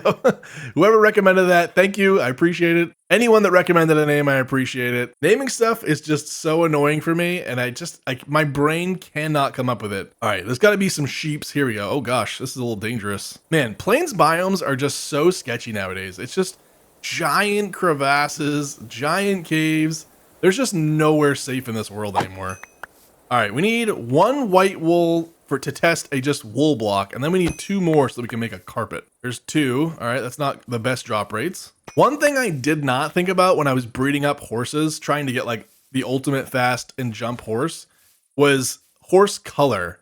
And I didn't realize that the gene pool of the horse actually like takes into account the mother. Obviously, I mean, on paper that makes sense, but I didn't actually consider that. So all of our horses from the farm are that same like brown with white polka dots. It's a little bit annoying because you cannot differentiate them, So I've been giving like Play-Doh and slip horses over the last month, and everyone's horse looks exactly identical to someone else's horse. So that's not the best plan. All right, let's go test the ice boat and see if this wool/carpet block works. Another thing I was thinking, at least for like my areas in particular, rather than doing a fence post or a horse hole, I want to come up with like a quick and dirty design for a little like horse tie-up location, like maybe a bale of hay, a little roof over their heads. That way when they're waiting out there in the middle of nowhere, they kind of have like a reasonable access to a good spot, right? Let's see if we can stop on time here. That's the first trick. I will say, using Voxy for view distance has like changed my perception of Minecraft. I don't know that I could go back to just like a 32 view distance. I don't know if it like comes across in the videos, but I can see forever, and it makes the Minecraft world feel huge. I mean, it feels like my world is way bigger than it ever used to be. All right, let's see if this slows us down. It also may be the case that just one block wasn't the suggestion. Again, it did slow us down a little bit there. I kind of felt it. Like, it's not enough to stop, but I think is it enough momentum kill that if I'm holding the wall, we always make the turn? No, okay, not the case. All right, well, we had to test our theory. I had a feeling it wouldn't make a difference. Now let's see carpet. My concern with carpet is that it will actually like catch, and we'll just come right to a full stop and not even go over it. Let's see. Yeah, that is the case. Okay, so it's not carpet either. Someone recommended apparently there's like a how to make ice boat highways tutorial out there somewhere, or like the ultimate ice boat highway setup. We need to go watch that video and figure out like the tips and tricks and intricacies behind ice boat highways. I said that 6 times. Don't worry, I'm gonna edit the rest of them out. What was I gonna say else? I had a whole conversation I was about to have, and I couldn't say that one phrase, and I missed the turn like 6 times, so I need to go watch that video is what I'm trying to say. Part of the issue is that we made it a 1 wide highway. Like, I can always make these turns into my portals, but these are like 4 or 5 blocks wide. The 1 block wide at the T intersections just does not work good, so I really need to go watch that video and find a good way to do that. That's not like put a fence gate and you have to stop all of your momentum and open the gate and then shut the gate behind you. There's definitely a better way. Maybe a pressure plate? Would a pressure plate open the gate before you get there though, right? Yeah, I don't know. I'll go watch the video, okay? I don't know why I'm trying to figure this out. When someone else has already figured it out, don't waste your brain power, right? Because there's something else that can get the job done for you. We got our horse named. We got another horse move from location to location. And wow, that burned through a lot of time faster than I expected. But that's how it really goes when you're in your world playing Minecraft. You can spend 30 minutes being as productive as you can be and just really going to get it, and all you get done is naming one horse and moving another. But you know what? If you log in every day and put a little bit of work in, over time, you're gonna get some stuff done, and that is how you create a beautiful forever world. None of these builds were built in one day, and I promise you, most of them took several. That's all I have time for in this episode. If you made it this far, I appreciate you. Thanks for sticking around. Have a good one.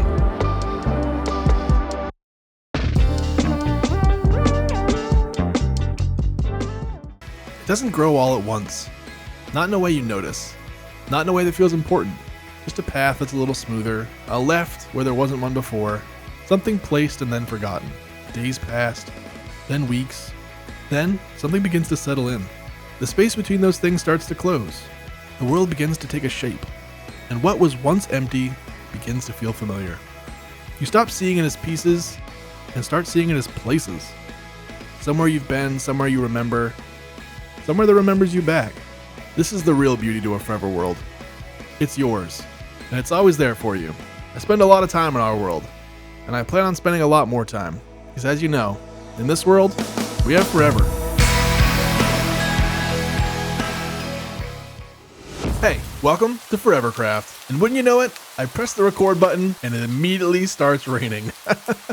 Anyway, today I want to work on setting up those horse stalls that I talked about in the last video. I want to get a little place to store our horses at each location. If we're going to make this no Elytra thing stick around for the long term, I really need to be like comfortable in each area and have easy access to a horse. And anytime I have something that's like unique across different parts of my world, I like to have like a build around it and like an in-world mechanic. So in this case, I want to build horse stables at each of our build locations. First, we're going to need some materials. I'm going to gather those real quick because I feel like I start every video digging through 100 chests.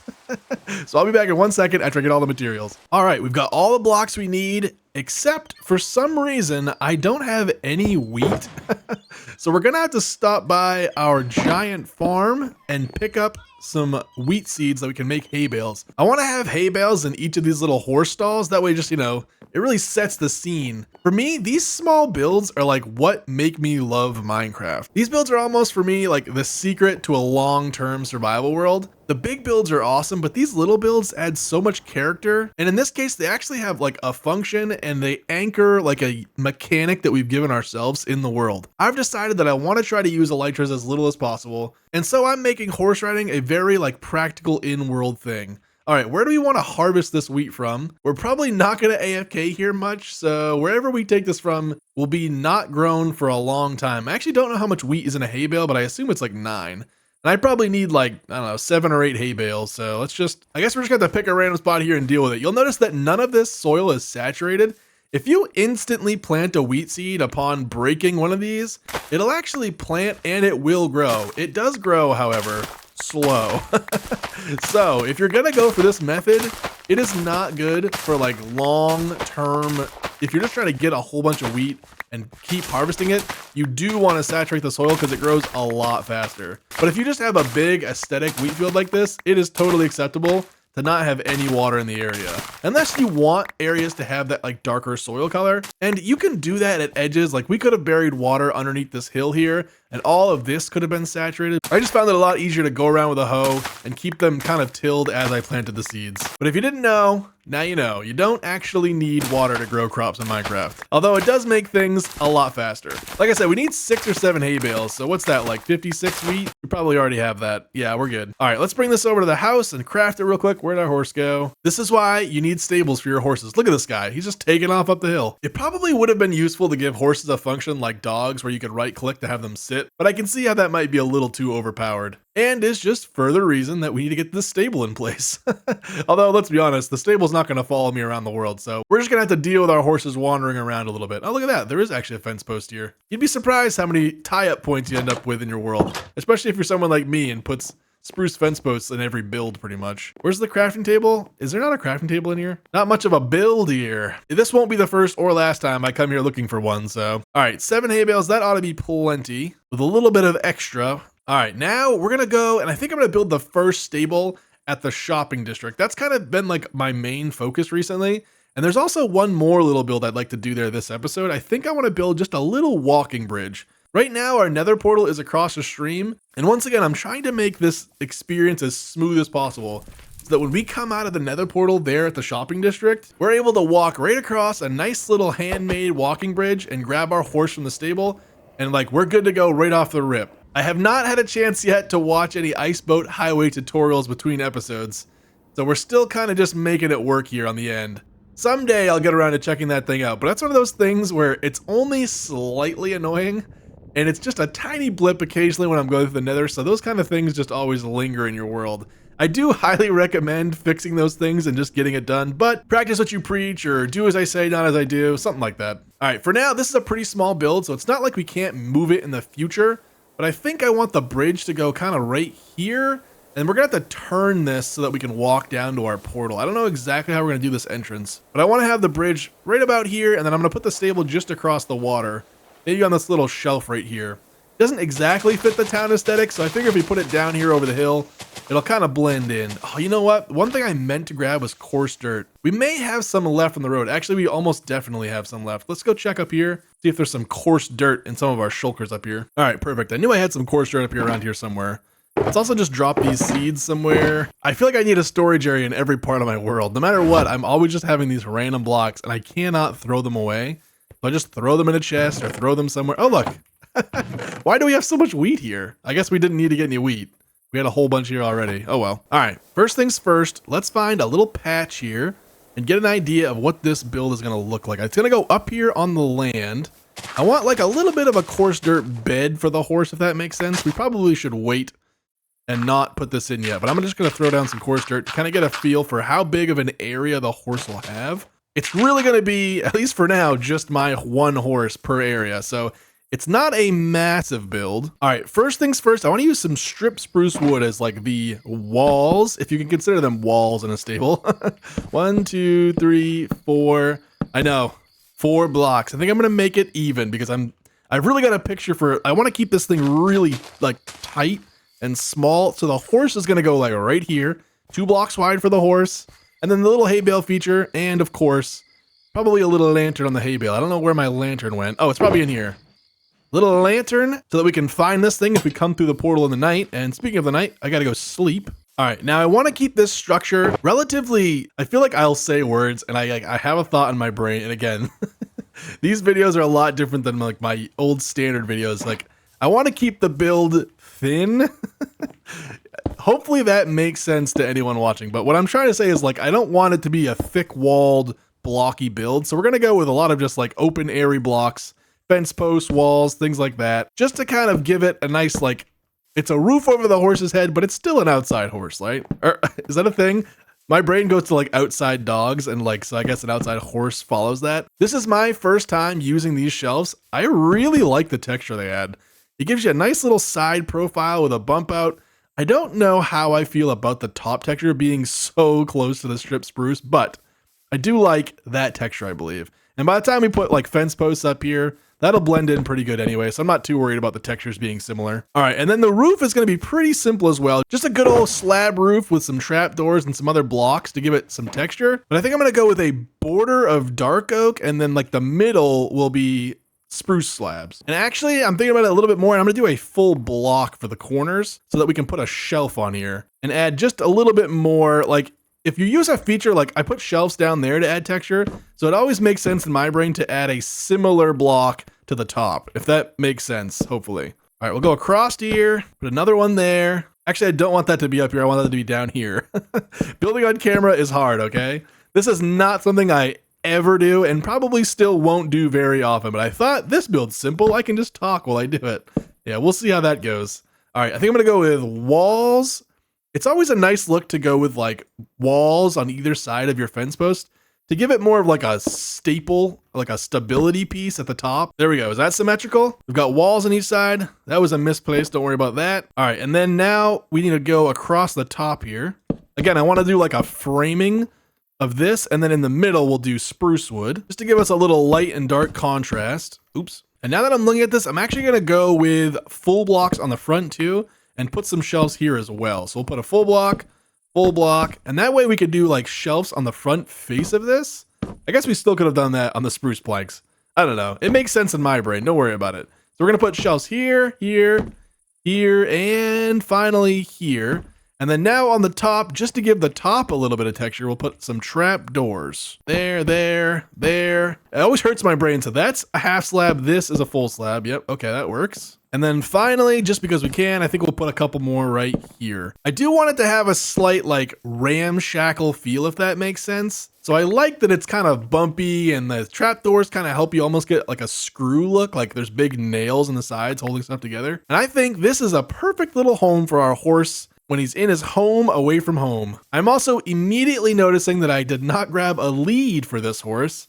So we probably need to put some kind of storage at each of these, maybe a barrel in place of one of these blocks and keep like leads and carrots maybe in them. But anyway, if I had a lead, I would tie this guy up right here and that would be the build, right? You've got a nice little horse stable just outside of our portal at every location. 2 builds in 1 video. Let's do it.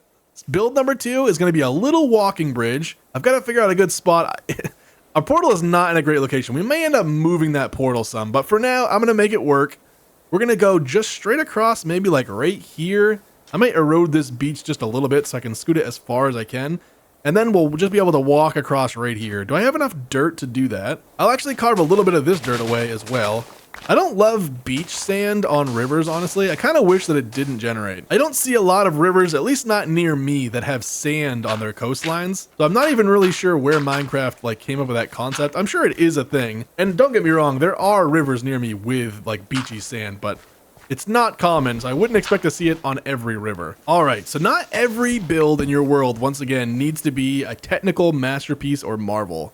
We're just gonna do a quick little walking bridge here. You've probably seen similar designs before. We're gonna use slabs, trapdoors, and campfires to give it a nice little thin walking bridge feel. Between these posts, I'm actually gonna go with campfires because the wood almost goes, see how the wood is horizontal? It's almost like a 2x4 if you've seen those like four-wheeler or small vehicle crossing bridges that they put in like very rural areas. Oh, jeez. Wow. That spooked me. I thought maybe Plato or Panda or someone else logged back in. I had no idea what could possibly have just shot me. Where's the rest of the troop? Just one lone guy smoked me right into the fire, of course. All right. What was I saying? I totally lost my train of thought here. Oh, yeah. So trapdoors, these, and then I'm going to flank the campfires with spruce slabs like that. And then there'll be one here. And then I want to keep the fireplaces going all the way down the middle just to kind of make it cohesive along the length of the bridge. So we'll go like this. It'll be 1, 2, 3. Then there's going to be fireplace. I'm going to keep all the fireplaces running left to right. Ow. Fireplaces are very annoying to make or to craft, and they're also very annoying to work with, but it is a very unique texture, and it's kind of adds something you really can't get with other blocks. So we'll make it work. It's just the way it is. Like this is gonna burn me. Yeah, okay. Yeah, you got me. Put those out. All right, and then we're gonna need our first posts. Oh, also, I don't even know if you caught that. I feel like sometimes I just assume people have seen stuff before, but a fun little trick when you're doing like bridges or things in the water, if you use the unstripped version of a log in the water, it looks like wet and waterlogged and darker. And then you use the stripped version above for like a dried out block, if that makes sense. So that's why we're going stripped in the water or stripped out of the water and then not stripped in the water. You can even do that and strip it after the fact. Bam and bam. And you're kind of already getting a feel for what this bridge is going to look like. It's pretty simple, but I think it has just enough life and character to it that it'll fit nicely in this area. Again, we're kind of on the outskirts off the edge of town. We do need to do some terraforming there too. I keep looking up and seeing this like flat wall. Gotta sleep. Gotta sleep. It is certainly a different challenge to get little builds and stuff like this done in the world with this new recording style. But I think over time, I'll get a little bit more and more confident with it, and I'll have a little bit of a better idea what I'm doing. I feel like I am kind of flubbering around right now. Is that a word? Flubbering? It is now. And I think we could probably do better about like actually getting builds done. And some days I'll have more time and I still will do like the big time lapses, but little builds like this would be a 5-second time lapse, right? You got to remember, whenever you see one of those big long time lapses on my channel with like the music in the background, that was me building for like 3 hours straight. And that is probably not a reasonable amount for someone to sit through for an everyday YouTube video, but something like this that I can get done in like 20 minutes on the channel, it's a little bit more fun, I think, to bring you along for the journey. All right, there's that. We need one more row across here. We're getting better. We did not burn ourselves this time. All right, is this going to work out nicely? It looks like it will. I may have to peel that hill back just slightly, but it would be nice if we could start end to end on a campfire line. So like that would be that. There would be a pillar here, and then campfires here. Slab, slab, slab.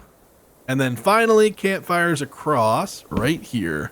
Yeah, we're going to have to peel the hill back just a little bit, but it's not too bad. Some very minor terraforming. I'm kind of been low on dirt anyway, so we'll just peel this back and you'll never know that I changed anything. It already was kind of a little steep of a hill anyway, so you really don't even notice. Whenever I'm peeling back a hill like this, you may notice that I kind of look up into the corner of the blocks, and I find if you sweep like this and just take the points off of the edge of a hill when you're terraforming, you end up with a decently little round area. Of course, like it's not a perfect system. You still have to come back and kind of fix spots that look a little bit off.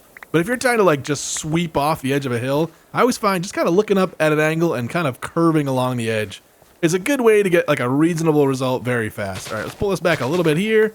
And then I want to step down into this, like I said. So let's try to extend this just ever so slightly here. We'll also extend in the water some, just in case it's noticeable from the surface. Right there, right there. Throw one block there. I don't love that we're using dirt there. That should definitely be gravel or something, but this is a quick and dirty build, all right? Not a slow and clean or whatever the alternate option is. All right, throw this dirt back across here. This is a step down. That'll be a step down, and then that's a step down. Does that make sense? That's pretty ugly. Let's just put this back for now. We'll do a staircase, and again, we may like rotate this portal and find a different way. I don't want the portal to be visible from the town, which is why we put it down in the hole, but this will work for now. A little bit of a walking path to show that this is a well-trodden area. And then just connect this dirt up a little bit so that the bridge has somewhere to offload and we can fit our trap doors. Right, a very tiny little ramp up to the bridge. Oh, we should have left that grass. We don't have bone meal to grow more grass. And we'll come back through and texture this dirt a little bit. This is also, you gotta be really careful.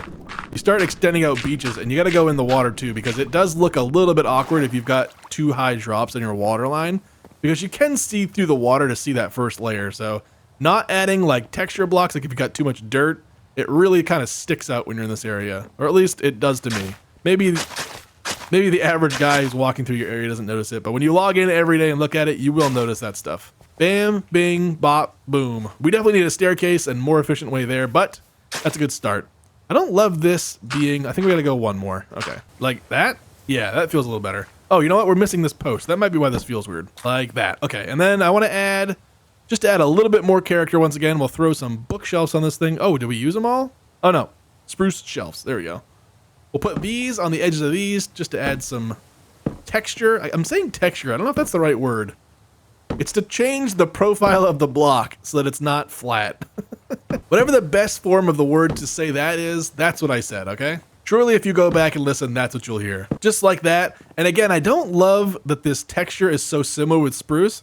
So at the very end here, I'm going to come back and just cap these off with a little dark oak chocolate bar. I'm sorry if you've never heard or seen that before, but dark oak trapdoors look a little bit too much like squares of a chocolate bar. From a distance and from an angle though, they give a nice little color contrast and it caps off these little pillars pretty nicely. And there it is, a quaint little walking bridge to get across from our portal. No more going for a swim every time we need to get across out of that portal, and our horse will be waiting for us tied up right here because we're gonna remember to get a lead next time we come back. Speaking of horse, where is he? I don't know, and I don't have time to find him right now, alright? But if you made it this far, I appreciate you. Remember, the little builds in your world are what make it fun. They don't all have to be big, and sometimes they don't even have to have a reason, but these ones do. That is all I have time for in this episode. If you made it this far, I appreciate you. Thanks for sticking around. Have a good one. Now, where did this guy go?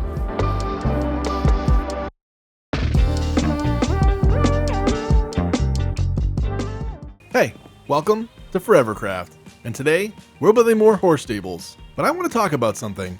I want to talk about the reality of making a Minecraft YouTube channel. First, before we do anything, if you're inspired to create something, just do it. You don't need some random person on the internet to give you permission, and if the thought has crossed your mind, even once, or especially if it keeps coming back, the only way you're ever going to know is to start. But if you're still on the fence, maybe this will help. I think the best way to talk about this is to simply talk about my own journey creating this Minecraft YouTube channel. So let's go all the way back to the beginning, and I'll walk you through my journey with Minecraft.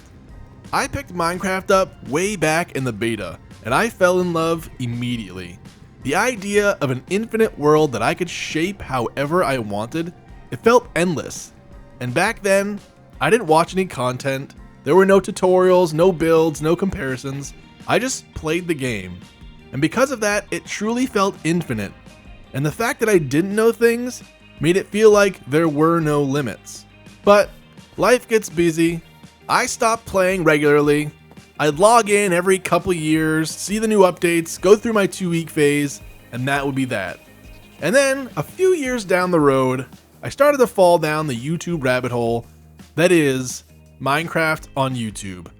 I saw people playing the game I loved, but in ways that I had never imagined. New build styles, new storytelling, entire worlds that felt alive, and I kept watching and watching and watching until eventually I had the thought, I want to be the one creating these.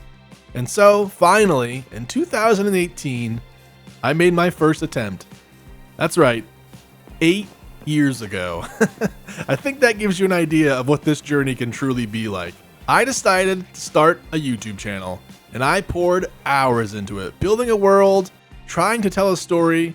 I had never recorded myself, I had never used editing software, everything was slow, the audio was rough, I kept stumbling over my words and re-recording parts over and over and over again to get them right. But eventually, I was able to make something I was proud of, my first YouTube video. And I genuinely believed if something is made with enough care and effort, people will find it. But no one did. After weeks of work, the video got about 100 impressions and 10 views. 5 of those views were me. That was the first real lesson.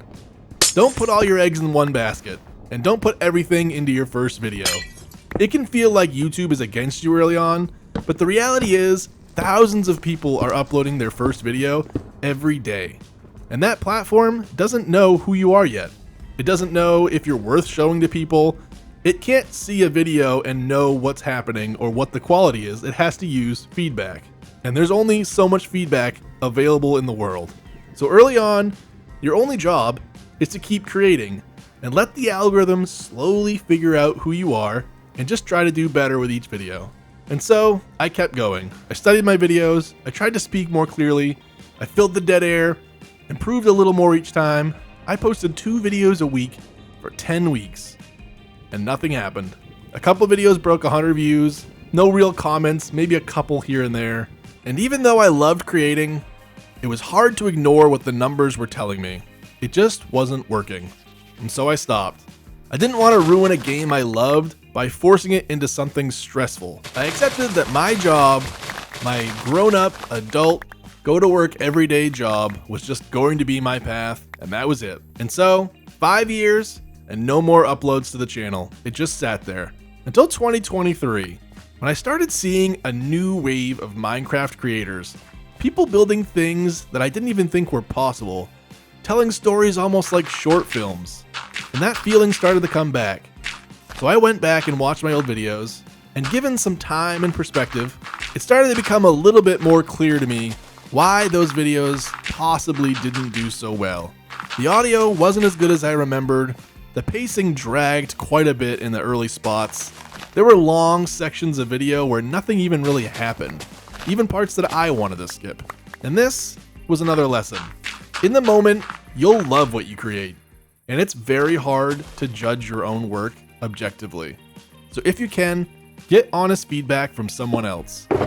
And honestly, that's not easy either, because it is hard to give someone critical feedback, especially when you know they created something that they really like. And so, given this new perspective and this new inspiration from other channels, I started up again. But this time, I didn't spend 2 weeks on the first video, I spent 1 day. Because here's the truth, every time you create something, you're building a skill. And like anything else, it grows slowly. Even after 5 years, I picked it back up faster than I expected. I edited quicker, I recorded better, I understand what to cut and what needed to stay in the video, and the video wasn't perfect, but it was better. And this time, it was working. Slowly, I started to gain traction. The numbers on YouTube Studio were going up, and I was hooked on it. For a full year, I posted a video every week, constantly checking analytics, constantly adjusting. At first, it worked, but over time, things started to stall. Some people stuck around, but most would watch one video and disappear. And without even realizing it, my content started to change. Every decision I made became driven by what the numbers said. And here was another lesson. It's very easy to let the analytics of YouTube control you, to slowly shift what you make, how you make it, until one day you look at your channel and realize you're just making the same thing as everyone else. And by the end of that year, my videos had become formulaic, predictable, safe, cookie cutter, all those words that you don't want describing your creative work. And it made sense why I couldn't build a real audience.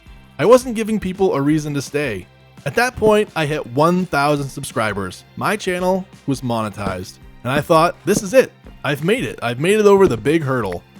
But not really, because the truth is, you can get monetized long before you ever make meaningful money on YouTube. It took a full year before I actually got a payout from YouTube after I hit that monetization milestone. Looking back now, I can see it clearly. My content had fallen into that formula, and every video felt the same. And with each one, a little more of my personality disappeared. I was seeing some success, but my love for creating was definitely fading. And at the end of last year, it happened. My first video blew up. Over 100,000 views. And for a moment I thought, this is it. Now I'm finally gonna make it. But that's not how it works. The next couple of videos got a boost, and everything dropped back down to its normal level. This was yet another lesson. Viral videos are great. Having a video blow up can feel amazing. But it's no guarantee to any kind of long-term success. They're moments, not foundations. So a few weeks ago, inspired by another creator here on ForeverCraft, Play-Doh Storm, I made a decision. I'm gonna stop chasing that same formula that I've been pumping out for 2 or 3 years and just start making videos again. Not every video is a massive build, not every episode has a huge cinematic moment, but every video is something I actually want to create and has a little piece of me in each one. At least, that's how I'd like to think about it. If you want to do this long term, you have to make things that you are genuinely inspired to make, because that's the only way you're going to survive this. You have to love it. The good parts and the frustrating parts. If you made it this far in the video, I appreciate you. Thanks for sticking around. Have a good one.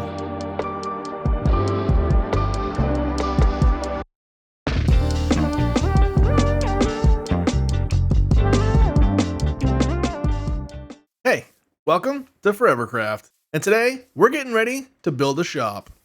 First things first, we have to get all the materials together before we get this thing built. I think it's probably better to separate this out into 2 episodes. So this episode, my only goal is to get all the materials we need and get it all prepped so that next episode can be entirely dedicated to building this shop. For those of you who are new to this area, oh, we left our horse.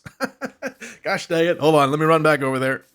Anyway, like I was saying, for those of you who are new to ForeverCraft, this is a forever SMP where me and a few of my buddies play in the same world forever. We kind of consider it a single player forever world together, so we each kind of have our own areas, but we do occasionally trade materials and help each other, especially if we already have a dedicated farm for a useful material. Like I have a shulker farm, so obviously I just sell shulkers to their members and then they don't have to go farm shulkers. What we've traditionally done before this point is we've had individual shops set up at our bases, as you'll see here as we go back to my main base here in the harbor.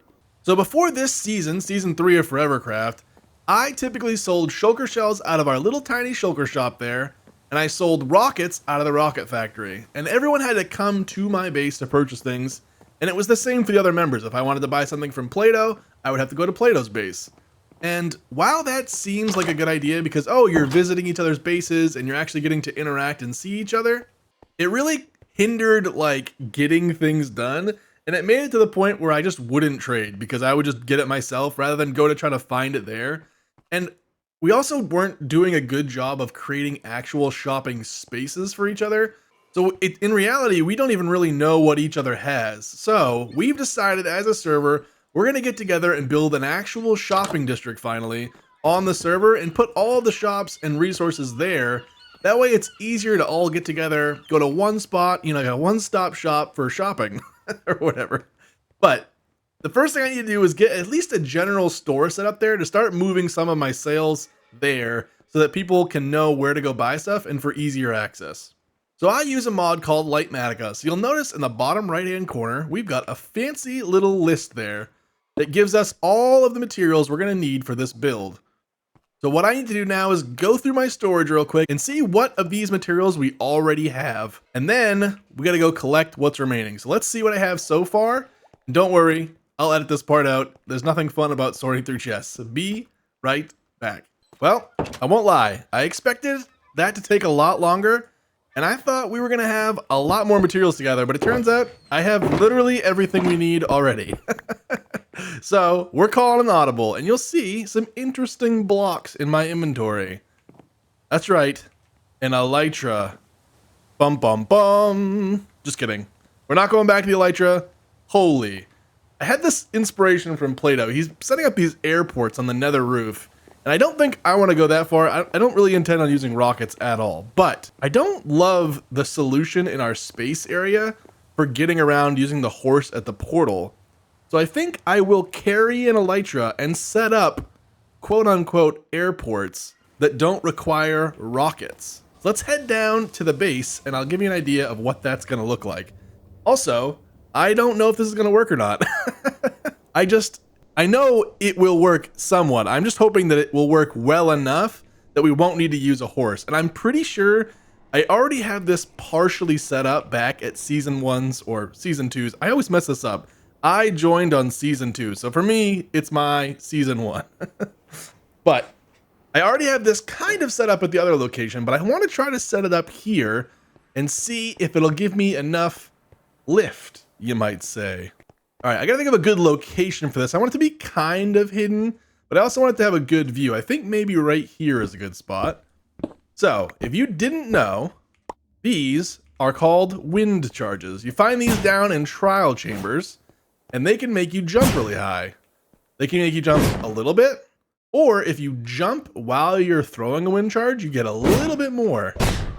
And you can kind of boost these up. Now, you'll see, I think I have blast protection on, so we're gonna have to fix that. Your armor can mess up wind charges, so you have to be careful.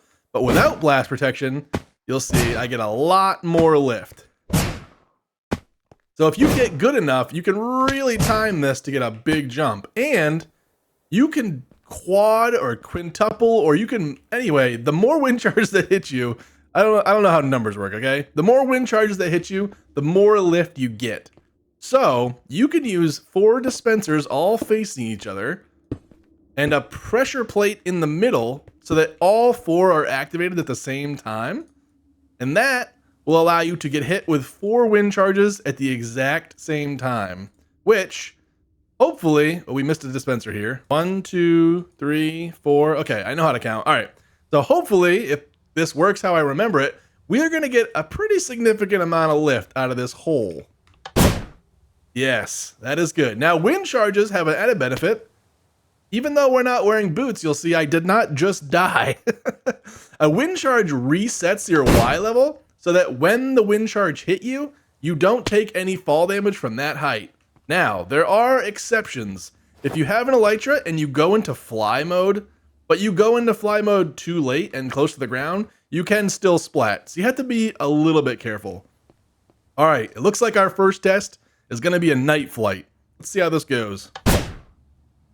That feels like it's going to be plenty of height. We're going to be able to coast right on down here to our Season 2 starter base, which is exactly what I was hoping. All I wanted was enough flight for us to be able to get to the next point, and that's perfect, because it seems like every time I come back here, we're either going down here to the villager trading hall, or we're going back to our house for one reason or another. I don't know. Anyway, when I come back here, I want to be able to fly around. I think this can be a good solution for some areas versus others. Like the ranch, it makes sense to have a horse. The new town, honestly, we might put in one of these, although we've already made the stable there, so we'll see. Now, I'm pretty sure I already set a return jump pad up here. I don't know for sure if it is locked, stocked, and loaded, though, so let's check that. It's tucked in here somewhere in the brown dirt. Ah, here it is. Little brown carpets to hide this. Let's see. Yeah, it looks like it's still charged up. So, if we jump here... Oh, yeah, we're going to clear this wall fine. So, even if we don't make it all the way to the portal, this gets us up over this hill, which is kind of the slowest part about traversing this. But now it looks like we're going to be good to go. And just like that, boom, we're back to the portal. That's going to be perfect. So, we come through the portal. We run this way just a little bit, because I didn't want it to be... I guess we probably could have put it right next to the portal, but it's fun to run around a little bit. Boom, like that. We've got a nice view of our space shuttle, our little house there.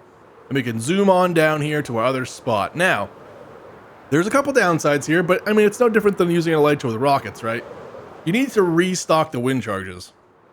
What happens here is every single time I use one of these, it is shooting 4 wind charges. And you get, I think, 3 wind charges for every breeze rod. So you need a pretty good little supply of wind charges. And for that, we'll head down here into this secret little house. Hopefully this is still set up how I remember. I think I may have broke this at one point in time. I don't really want to murder myself here. Can I swim down this? Yeah, so this used to be a bubble elevator that you could kind of zoom up, but I broke it. Okay, it looks like it's still a bubble elevator there, so we can't go this way. 1 second. All right, let's try this side. I'm a little nervous that the water might be broken, so I'm going to fly on my way down here. Oh, I just saw a trial chamber block, so we're past that. Oh, there was water here, so we would have been safe. All right, so now I think we need to like hold against the edge, and we should pop out here in a trial chamber. Ideally. Ah, yes, perfect. All right, so I have these set up in this trial chamber. You box in the breeze in just a big stone box. and you leave a little slab opening like this. And this allows the breeze to spawn, but they can only spawn in here in this little 1x3 space. And that means we can just kind of sit here and farm them up. You kind of want a looting sword just to get obviously more potential breeze rods. And ideally we would have hoppers that collect everything, but I don't think I set that up here. So after we kill off the breeze rods, we just have to break a block, go in there, grab the breeze rods, and then Bob's your uncle, or you know, whatever they say. You hear that little ting? That's the finish of the mission. We just go in here, zoom, grab those. So you see we got 13 breeze rods. That's pretty decent. You get 4 wind charges per breeze rod, and we got 13 of them. So in this chamber, we can hit this one, and I believe there's another one around here somewhere that is also boxed up just like this. So we can get at least like 26 breeze rods, which is going to turn into, I don't know, what is 26 times 4? We'll end up with a decent chunk of wind charges anyway. And that means we'll be able to kind of efficiently stock up our things, as long as we remember to come down here every once in a while and grab some new breeze rods. There's also a trial chamber by our main base in the harbor, so we'll be able to get breeze rods there as well. This one just happens to already be set up, and we're here. So there you go. One more thing that we have to do a little bit of maintenance for, but I think is a much more fun way to get around the world that at least requires some input for us. Just one more thing on the list of ways that we can make it a little bit more fun to move around our forever world. It makes it, you know, unique and quirky in some way, right? I think there's probably other ways. I know you can potentially do like a quad launcher if we wanted to get even more height. And there's even ways to do like slime block shenanigans where you can like push yourself. But for now, keep it simple. 4 dispensers, a pressure plate, and some wind charges. And you've got yourself a little elytra launcher to save yourself from having to carry rockets around. I'll probably just carry the elytra in my inventory for now. And then whenever we're near one of these, we'll just slap it on. But for otherwise, we'll probably just keep this stuff on. Plato's got a mod that auto switches his elytra when he's like in the air. I might have to check that out because that is pretty handy. And that would save us from having to remember to do that. I can definitely see myself walking up there, jumping on it, and having to reset, which just means we waste a few wind charges. It's not that big of a deal, but all right. Let's get our resources dropped off at the new location and make sure we have nothing else to check off our list before we start our build for the shop in the brand new shopping district. Here we are. I'm actually like loving this little bridge. This is something I whipped out just real quick and creative, and I kind of like it. This is going to be like my go-to, I think, for crossing little streams. Mary Poppins is still doing well. I know we have another name suggestion for a horse. I got to look at the comments again. There's a really good one someone posted, and I said I was going to use it, and I totally forgot who commented it and what the name was, so I'll go grab that. All right, so the first shop, we've already kind of prepared the land, is going to go right here. I just got to slap down some dirt and get us a nice little flat spot, and then it'll be time to build that first shop in the shopping district. We need a fence post here. Do I have enough materials to craft a fence post? Oh, look at that. Perfect. This is our job site fence post. It's a little bit different. All right, let's get some dirt and flatten this little area out. Yeah, I'm pretty excited to have like a centralized shopping place, because there's been like a million times when I'm online and Plato will be like, yeah, I have ink sacks, or yeah, I have black dye. I don't want to go digging through his storage system and try to find it. It'd be nice if we can all just have stuff here in kind of a centralized location.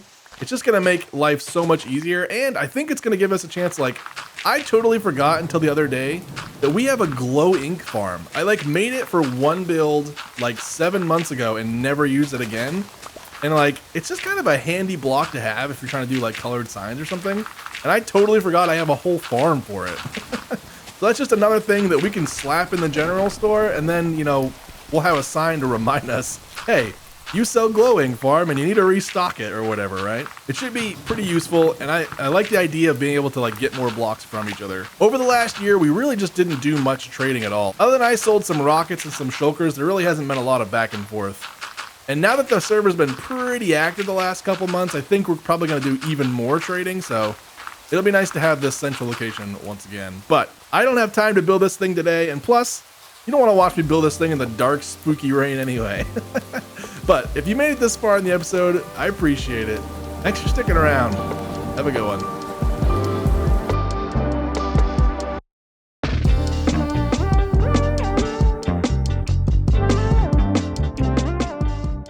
Hello, and welcome back to ForeverCraft. We're actually over at Plato's base right now because I captured the 14,000 day sunrise here, but now we've got to get back to the shop and start getting things sorted. I've got a lot of different farms around this world. I've got a mob farm, a shulker farm, we've got sugarcane and rockets. We're going to swing by each of those and grab some materials to kind of initially stock our store. Now, I don't have a lot of shulkers, and the two that I do have here are full of junk. So first things first, let's go stop by the harbor, grab some shulkers so that we can get filled up with all the materials from around the world. Eventually, I plan on building more shops that have like more specific use cases, but I wanted to start with this general store just so that we could have a shop up and running. I think that the reality is it is difficult to get people motivated for projects in Minecraft, and it's true about me and anyone else. But I think if I can get people using the shopping district, they're going to be a lot more inspired to build shops. Don't tell the other members though, and if they see this, you didn't see it. So I think if we can get our shop up and running and get a couple useful materials in there and get a couple visitors in and out, I think that we'll probably get some more shops built a lot faster. It's a little bit tricky because the shopping district itself isn't fully designed. We're still kind of coming down to the point where we need to decide how big do we want to make the roads? Do we want like a town square center part for the shopping? We want it to be each individual player's kind of prerogative, but we also want some cohesion to the shopping district. So don't worry, I'll clean those up later for sure. We're trying to make some of those big game defining decisions early, and that way, when people do go to start building shops or expand the city, they kind of have an idea of what the vision is, right? I know for sure one of the things we'll stock most likely is rockets. Nobody's really using rockets right now on the server. We're kind of all avoiding the Elytra, but I'll just put them in the shop because I'm sure eventually someone will start using rockets again. Looks like somebody already bought us out. I haven't been in here in a long time. My guess is that was either Play-Doh or Panda bought all our rockets. I don't even know when they did that. So again, we're not seeing a high usage of rockets on the server right now. So I think probably just one shulker is totally fine for now on rockets. We're just not going to use that much. I'm trying to think. I don't think there's anything else at this base in particular. However, I am wondering, for those of you that were around back in the Lotus days, you'll know that this shop was originally designed as a wind charge shop, and the whole thing was like being destroyed by a tornado. It looks very different then, but the base model of the shop, I would say, is about the same as it always has been. So I'm wondering, should we just stock some breeze rods as well? The problem is these things are kind of expensive. So I think we sell them in stacks of 16, and I think we only stock a little bit, and we'll see if people buy them or not. I think if we can get some interest in the Elytra launchers, then there's potential that people will buy into them a little bit more.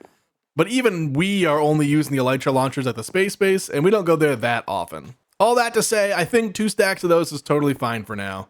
That is it for farms in this area. Let's head back to, actually, you know what? Let's grab some more shulkers. You'll see I have a lot of shulker shells, and that's because we actually have a shulker farm. What was I grabbing?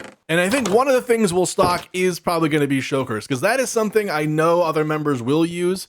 Although, I feel like I keep caveating everything I say so far, but Play-Doh has thousands of shulkers, and he did finally sort a lot of his materials. So I don't know that like a lot will be used from them, but I will at least grab some of these, and we'll stock some shulkers in the shop. Slip is a new member to the server, so I could see him needing to like really stock up early on shulkers. So this will be probably most useful for him. Oh, that just reminds me, I just saw that sign. And we also need to get some signs, because we're gonna need to like put signage on each of the chests so people know pricing and what's where and all that good stuff. So let's get some spruce signs. Actually, should we go oak? Let's grab both. Let's get spruce signs. I want some hanging signs for out front, and then let's get some oak signs too, because I feel like oak signs sometimes can show up a little bit better. Let's just get some oak wood, I guess. Just like that. Okay, that is everything I think we need from our harbor base. Now let's go swing by the Season 2 starter area and just look around.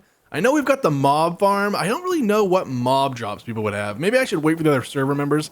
I think string could be potential. String is just useful, and it's kind of annoying to get. And I didn't spider-proof my mob farm, so we have a pretty, like, infinite supply of string. And I can't remember what other drops. Bones, I know everyone mostly has bone meal now. And bone meal farms are maybe easier than they ever have been in Minecraft to make. So it's not the best product, but you never know. Someone might just want to quickly grab up some bones, so. We'll grab probably a shulker of those. Maybe just a shulker of each thing, honestly, from the mob farm. When I first, like, designed this mob farm, I was going to do a whole video on it, and there was this, like, design where the mob farm itself was supposed to be a gift shop, because again, this was back when we thought we were going to do shops out in the world that people had to go to and visit. But again, this mob farm is out in the middle of nowhere pretty much. I'm just noticing that I don't have my Elytra in my inventory. Whoops. The whole point of putting these Elytra launchers in was so that I could fly up over there. Let's see. Maybe it's better to grab the horse anyway, because we won't have an Elytra launcher to get back. Oh, this is one that's probably a really good one, actually. I didn't even consider it. This is actually one of our more recent builds, but I built a honey farm here in the space base. One issue is I don't think I've really AFK'd here a lot.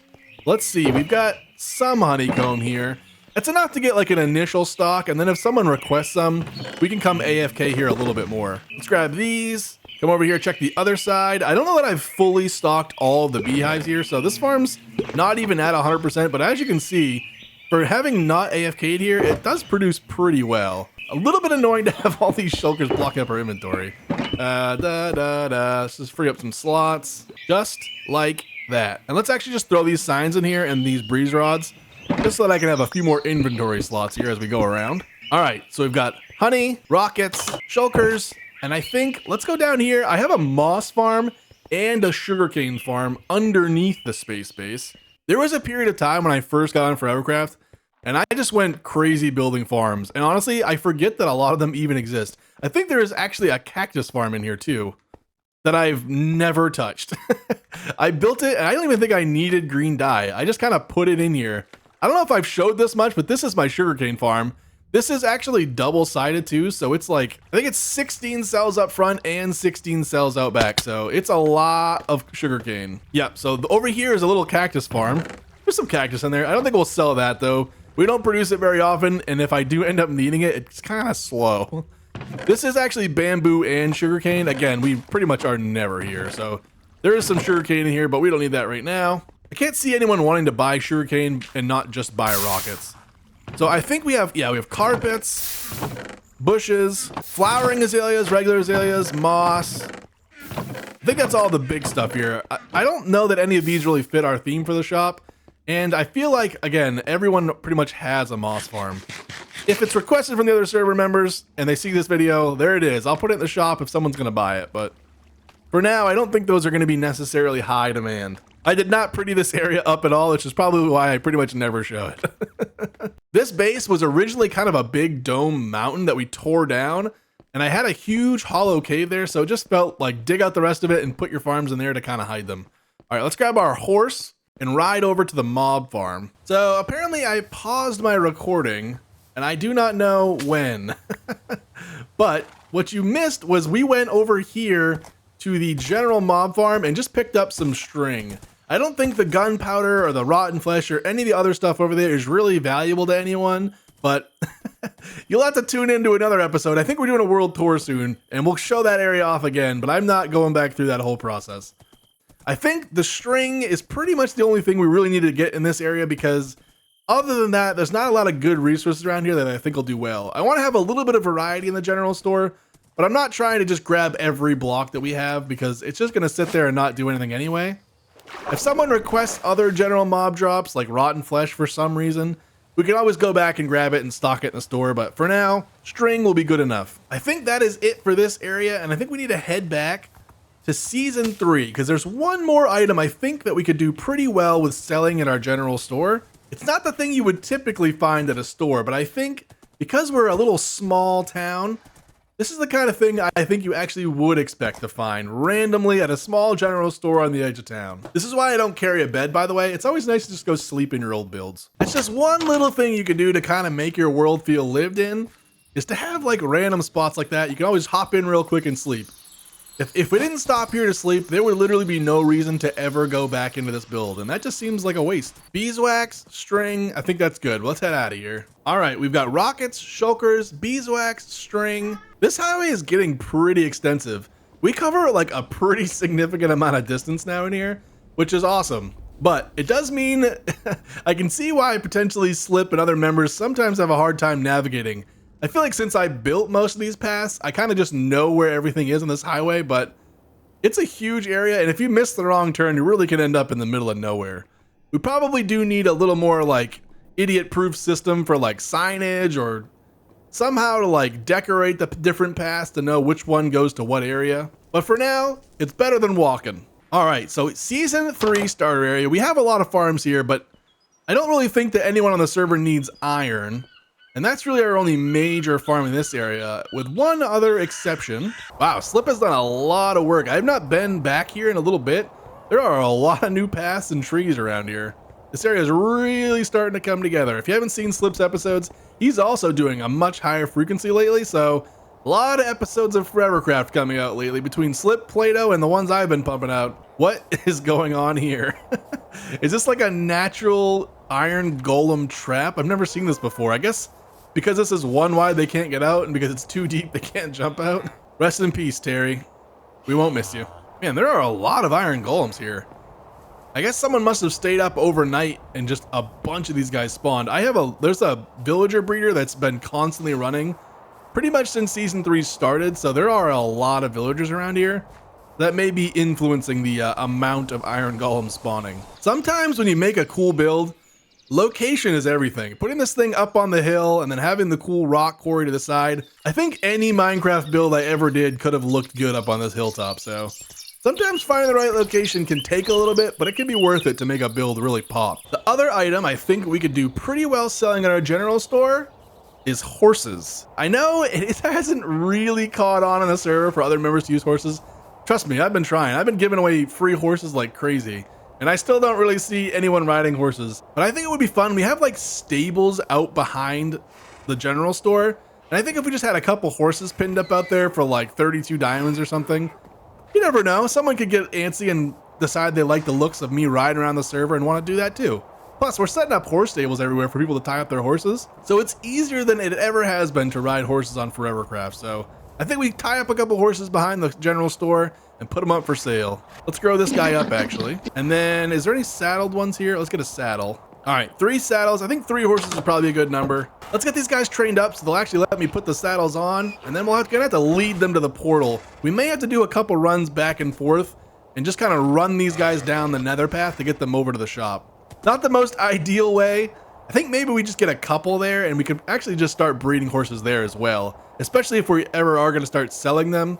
It's gonna be a little bit annoying to restock by coming here every time, but hey, again, it's good to have things to do in your world outside of building. Building is like what makes a forever world have longevity, but if every time you log in you have to creatively stress your brain and come up with new plans, and there's nothing mundane you can just hop on and get done, then it can be really draining to ever log on your world. Whereas if you have little things like this that kind of like fill the time, they're kind of fun to mess around with, but they don't really take a lot of brain energy, it can be really good to help keep your world not stressful, if that makes sense. All right, I believe all 3 of these horses are 14 speed and 5 jumpers, so that's a pretty good stock and a pretty good value if you ask me. We're gonna take our main horse here, and I need to grab some extra leads.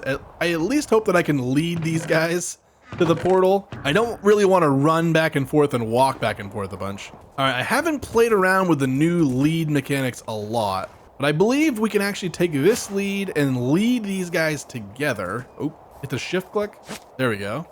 And then we should be able to grab this guy. That's my main horse. Where's the third one? They're stuck together. What the? Man, these horses wander like crazy. Grab this guy. Let's actually ride over. It's gonna take forever to walk. Like that, and we'll tie them both to this one so that we kind of have a main horse to lead them with. And then we'll tie a lead to this guy, and we'll ride this guy. Oh, actually, can I do? Uh-oh. Let's just break the lead, I guess. Annoying, but oh, and of course it's time to sleep. Gosh dang it. Is this too fast? Yeah, it's too fast. All right, we're gonna have to just do walking, unfortunately, I think, but let's sleep first. It's funny, you hop on to do a simple task like stocking a shop, and before you know it, you're messing around with finicky leads and horses. Minecraft really does surprise you sometimes. All right, here's 1, here's 2, here's 3, and here's 4. Okay, so that's all of them, and then if I lead one, okay, come on. Actually, I don't know. Is it better if they're all linked to me? Probably. Yeah, because they're going to chain off of each other. How do I do this? I want to just right-click him. Yeah, okay. If you shift right-click, it links them. If you just right-click, you just get the lead yourself. That makes sense. All right, 1, 2, 3, 4 horses. Let's get walking. I'm actually going to go to our fancy third-person mode here, so we can keep an eye on these guys. I'm worried that these fence posts and other obstacles along our path may be a bit of an issue, but so far they seem to be holding pretty steady back there. It's funny, you change a camera angle like this with a mod and do like a more zoomed out third person. Doesn't this just feel like a different game? All right, we lost one, but honestly, I think I only want to bring 2 to the shop anyway. So I'm not stopping to pick him up. That guy is now free. Congratulations on your new free roaming life, horsey.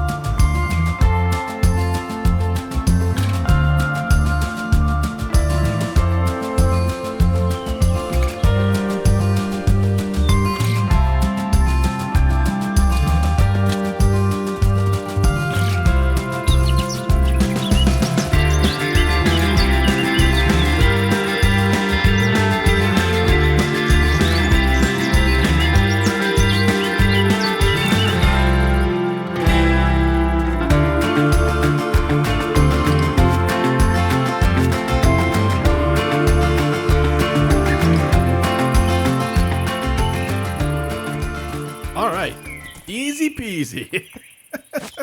Oh man, sometimes Minecraft do be like that. Let's see, let's actually take that off, link him back up, and again, we're gonna ride these guys through one at a time. I think that's gonna be the safest option. I'm worried that if I lead them, they're gonna end up just running off into the lava or something, and that is gonna cause way more problems. We'll make sure we grab this last boat so that we have a mode of transport to get back.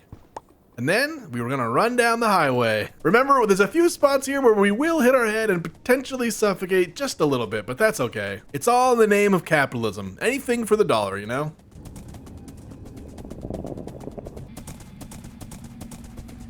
All right, the first horse has been delivered. Now we gotta go back and do it all again.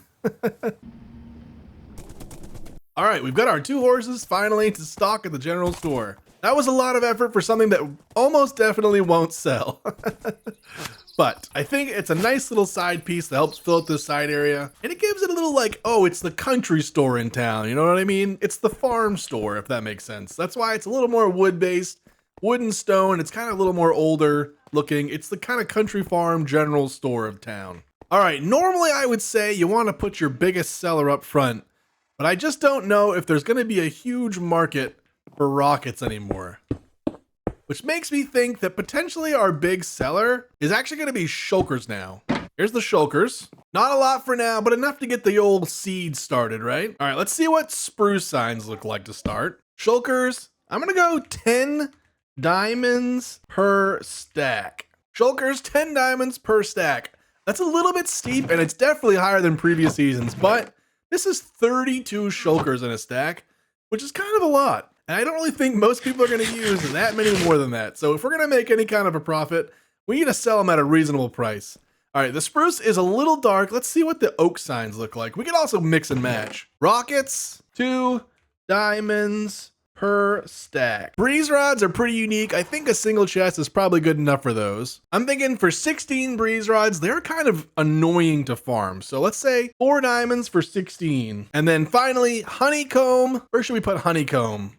Maybe here, and let's go back to a spruce sign. Oh, I don't like that actually, how it connects to that. Let's change that. Honeycomb, it's a pretty easily farmable thing now that we have it. I think 2 diamonds per stack. So there we go. Shulkers, rockets, breeze rods, honeycomb. Oh, you know what? The other thing we had was string. We're gonna put 2 diamonds per stack here, but I think I probably will do bulk deals because string generally, if you're making like bows or fishing rods, you don't need that much.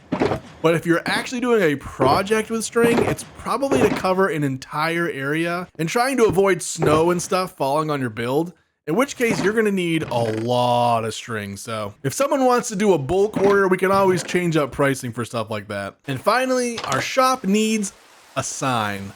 Where can we hang this that will look reasonable? How does this look just coming down off of this and then here and then, oh, that's not what I wanted. We can hang these off of each other. There we go. How do we place this last one? Break a block, I guess. Oh, I get to break this lock. All right. This is going to be the general store. And I think that this particular one is going to be Greg's general store. I think that's quite fitting indeed. I don't have any glow ink sacks on us, but I'm going to slap some glow ink on this next time I come by because especially in this rain, that is essentially invisible. Maybe we need a lantern like right here on this post, but for now, it's gonna have to be a torch. Greg's General Store. You can buy your horses, your breeze rods, your rockets, your string, and your honeycomb. Who knows what you'll need, but you can probably find it here. And there it is. The shopping district is officially open for business, but that's all I have time for in this episode. If you made it this far, I appreciate you. Thanks for sticking around. Have a good one.